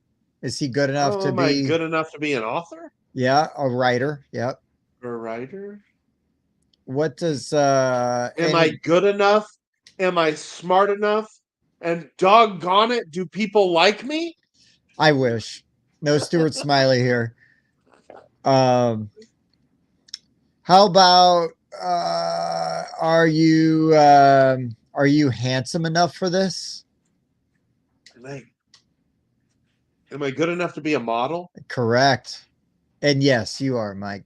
I don't know about that. What are we modeling? Sure. Beards. All right. You got it, dude. Flat tops. Yeah, excellent hairlines at 43. Yeah. Well, I'm not going to talk shit on that line. How about the profession that everybody wants you to be when you grow up? Your mother. Am I good enough to be a doctor? Yes. Wow. And Am I then, good enough to be a teacher? Nope. How about one a little more spiritual? Oh, a pastor? Or No. A preacher? What are they talking about? Am I good enough to go to heaven? Yeah, that's it. Yeah. Wow. The only one you didn't get, and it was already kind of said, was, am I good enough to be loved? Oh, wow. But that was kind of said with my father's love. But anyways. Hey, I want to try this again real quick. All right. Oh, yeah. So last chance. Does anybody not have Katia's 2024 board game calendar? We will send you one. I'm willing to send you this along with silver and gold. I would prefer you be someone that doesn't have this calendar. I would prefer you be someone that hasn't won one of our giveaways.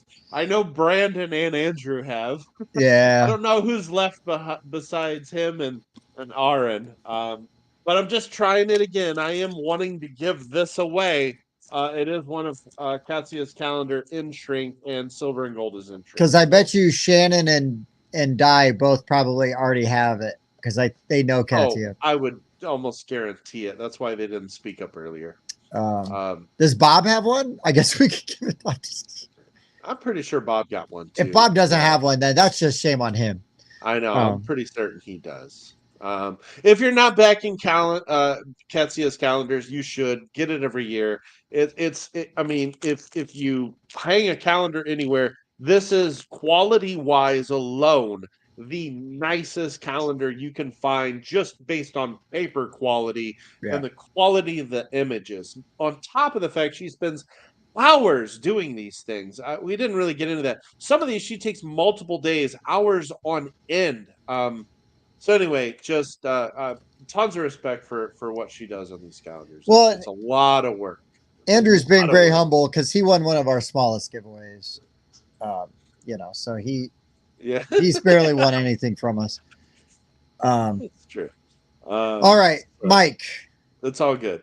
Autocomplete. You cannot escape. I've got a couple of terrible ones, and then we'll be done. How about this one? Am I too old for blank? Oh my God. Am I too old for fatherhood? Not that that's something I would ask myself. Not on there. Am I too old for college? Yes, number 2. Am I too old for sports? Nope. Am I too old for drinking? Nope. How about an app? Am I too old for Tinder? Correct. Number 1.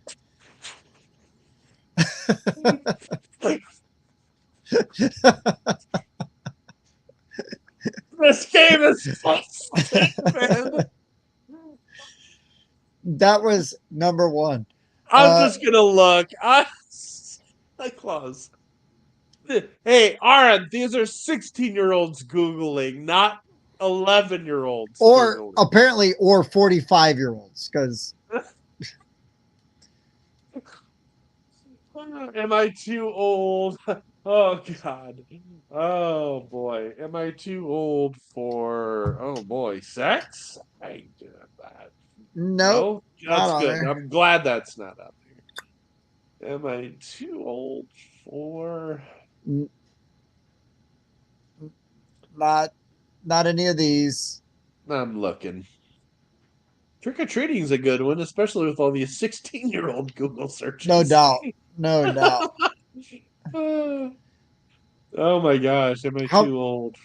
how about Am I too old for college chicks? I'm being stupid now. I don't know. what's something you and I both enjoy?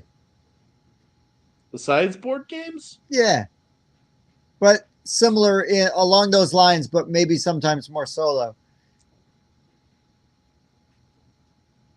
Am I too old for video games? Correct. I've wondered that myself a few times, but Oh. I'm like, no. Video games came out when we were a kid.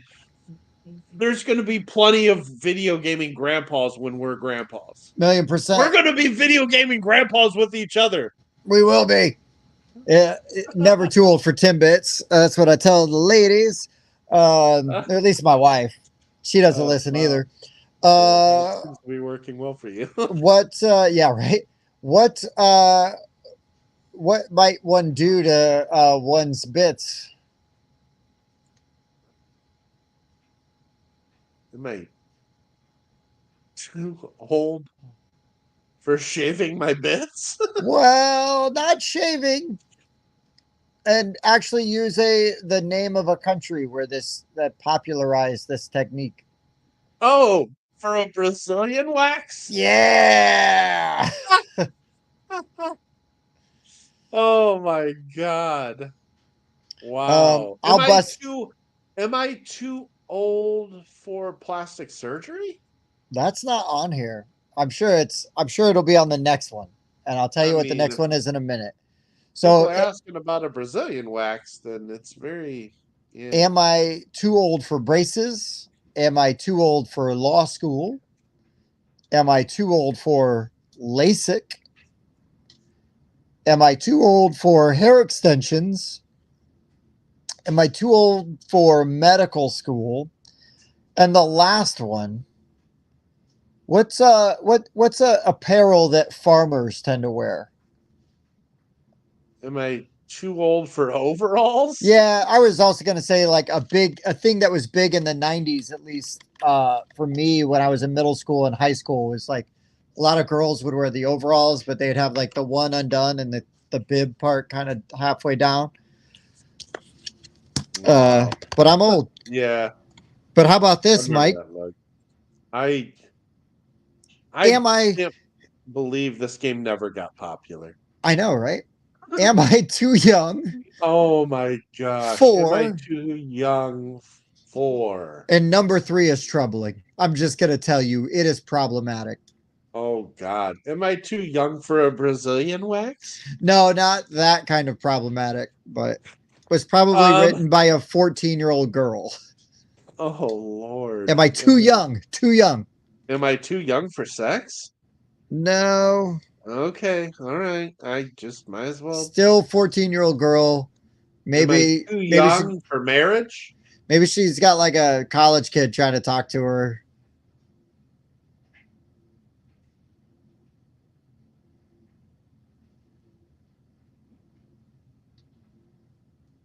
Am I too young for him?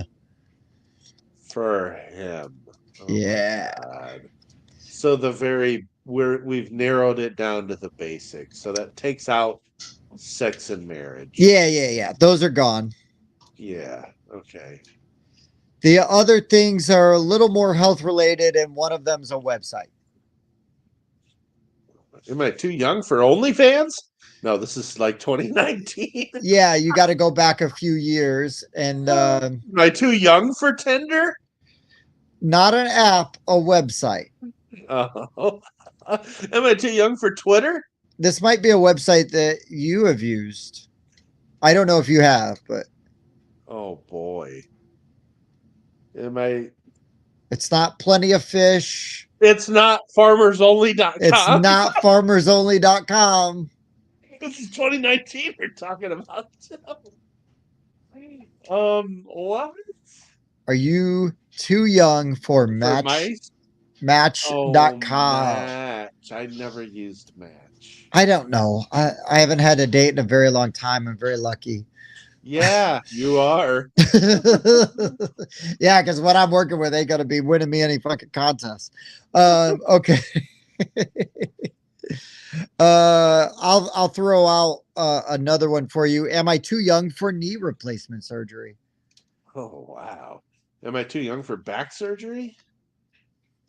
Bam. No, not on there. Am I not on there? Am I too young for a job? Nope. These are all health related now. Oh wow. Am I too young in physical appearance? Am I too young for hair replacement? What's retinol? Is retinol hair stuff? I forget what retinol is.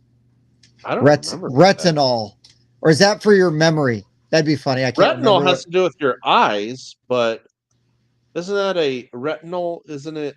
Not a retinol, not retinol, like retinol, retinol, retinol. OL. Yeah, I forget what that's for. What is that? It's probably for memory. It's a form of vitamin A that's added to skin cream. Weird. Okay. It's oddly specific. Yeah, that's what I was thinking, Andrew. I was hearing retinol with an A. Yeah. Yeah, no, not that one. Retinol, like OL. Yeah, it's a vitamin A that's in skin cream. Oddly odd. Okay. Botox is one. I was gonna say these are all freaking narcissistic things. That's why I went with the plastic surgery. What would a congressman need?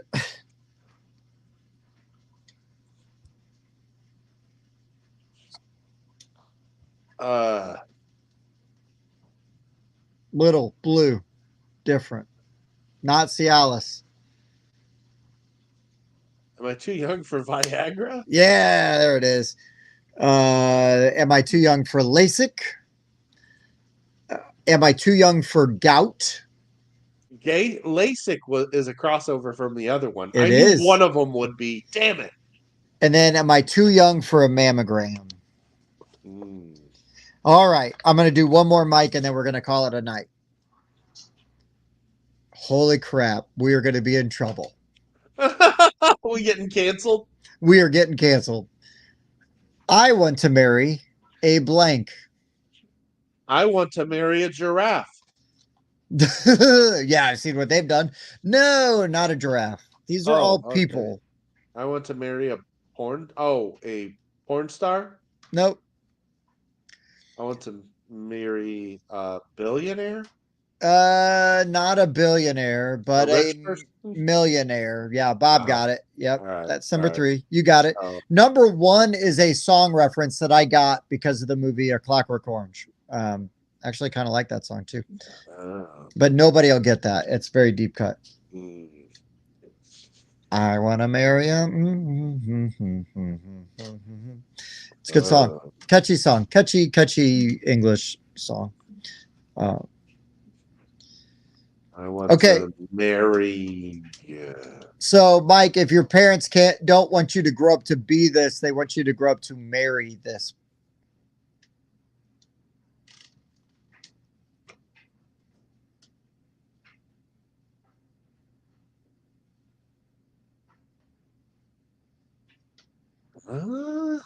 Typically,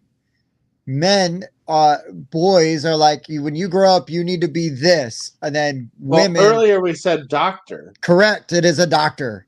So being gender, stereotype, you grow up and marry a doctor or you grow up and become a doctor. Oh, yeah.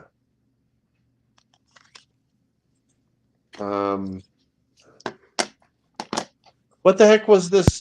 How was it worded again? I want to marry a blank. This is so weird. We've got millionaire and doctor. That's it? That's it. I'll give you one that you will never guess. The second answer is I want to marry a creative Jewish girl. That's number 2? Number 2. Number 3 was a millionaire and number 4 was a doctor. Number 1 is the song. How about this one, Mike? I don't need instructions to know how to rock. Do you know what that's in reference to? It's a belt named after a band. Yeah. Aqua Teen Hunger Force. Carl is wearing it. I don't. Got a belt with an F on it.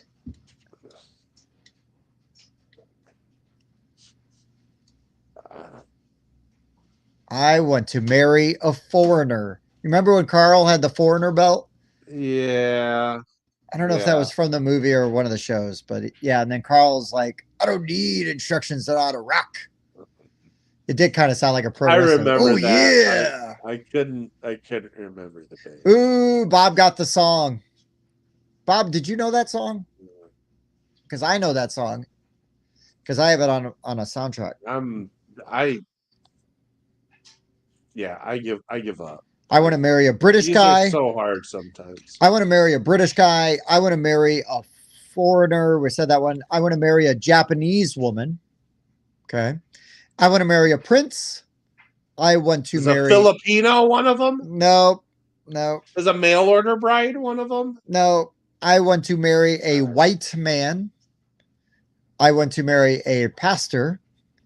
And the last one, which Bob got for all the points, I want to marry a lighthouse keeper and keep him company. I want to marry a lighthouse keeper and live by the side of the sea. Anyways, it's a goofy little jingle. I don't know. I mean, it's amazing that that's a game. Is it a game? It's a guessing game. I mean, it's amazing. Yeah, it's not a game. It's not a game. It's a bunch of cards with bullshit on them. But anyways, Mike, super fun. Great show tonight. Really, Katia is a wonderful guest. I'm always excited when we got people on here that are just freaking rock stars, and she would never admit it, but she's a rock star. Yes, indeed. Next week, do we have Chris Strain? Ooh, that is next week, isn't it? Yeah. What's his topic? Do we remember? Do you remember? Oh, I don't remember. Crap. I don't know if he's picked one yet. He did.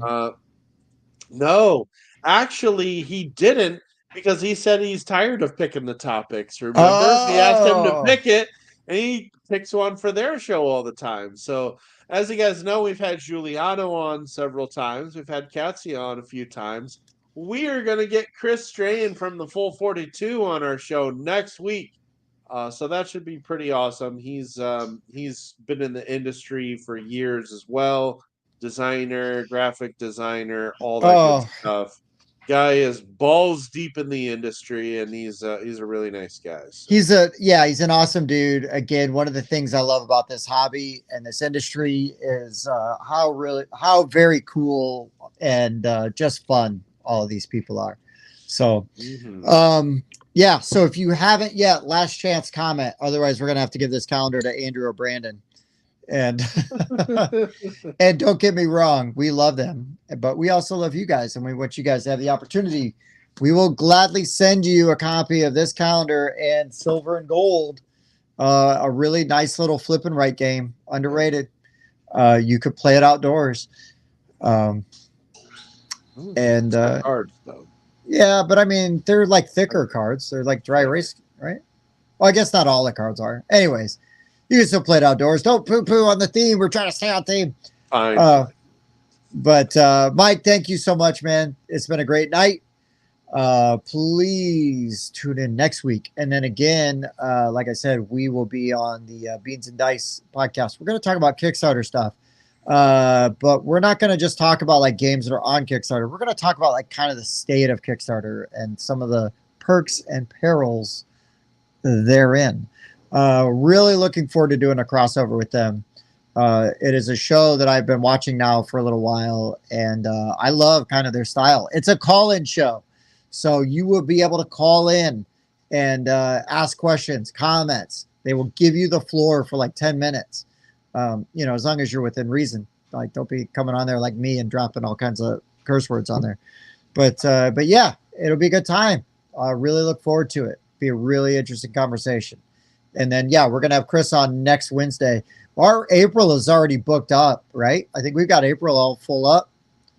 Pretty close. Yeah, 3 out of 4 at least. Yeah, because we've got Seth Hyatt from Mayday Games. We've got Chris Rollins from Tempest Game Studio or Design. And maybe a few more people. So like we're actually going to have some of the design house that used to be Funko, the gentleman that was in charge of that once they let everybody go and Prospero Hall stopped being a thing, they built their own design team, formed their own company where they do board game design for other people. So really, really look forward to hearing about, like sort of his process and what they do. And everything. So we got some awesome stuff coming up, but you guys know that. You watch all the time. Jim, dude, thanks, man. And yeah, always buy by the dozen. It's a baker's dozen, so you get 13. Yes, so are donuts. And my donuts will be here Friday. Yeah, dude, I'm gonna, as soon as we log off, I'm gonna do that too. So anyways, you guys are the best. Love you. See you next time. And for the board game rundown, I've been Tim. I was Mike. Thanks for watching. Ooh, do I get a heart before we go? Boop, boop, boop, boop, boop. He got a heart. I did. I got jack shit. Later.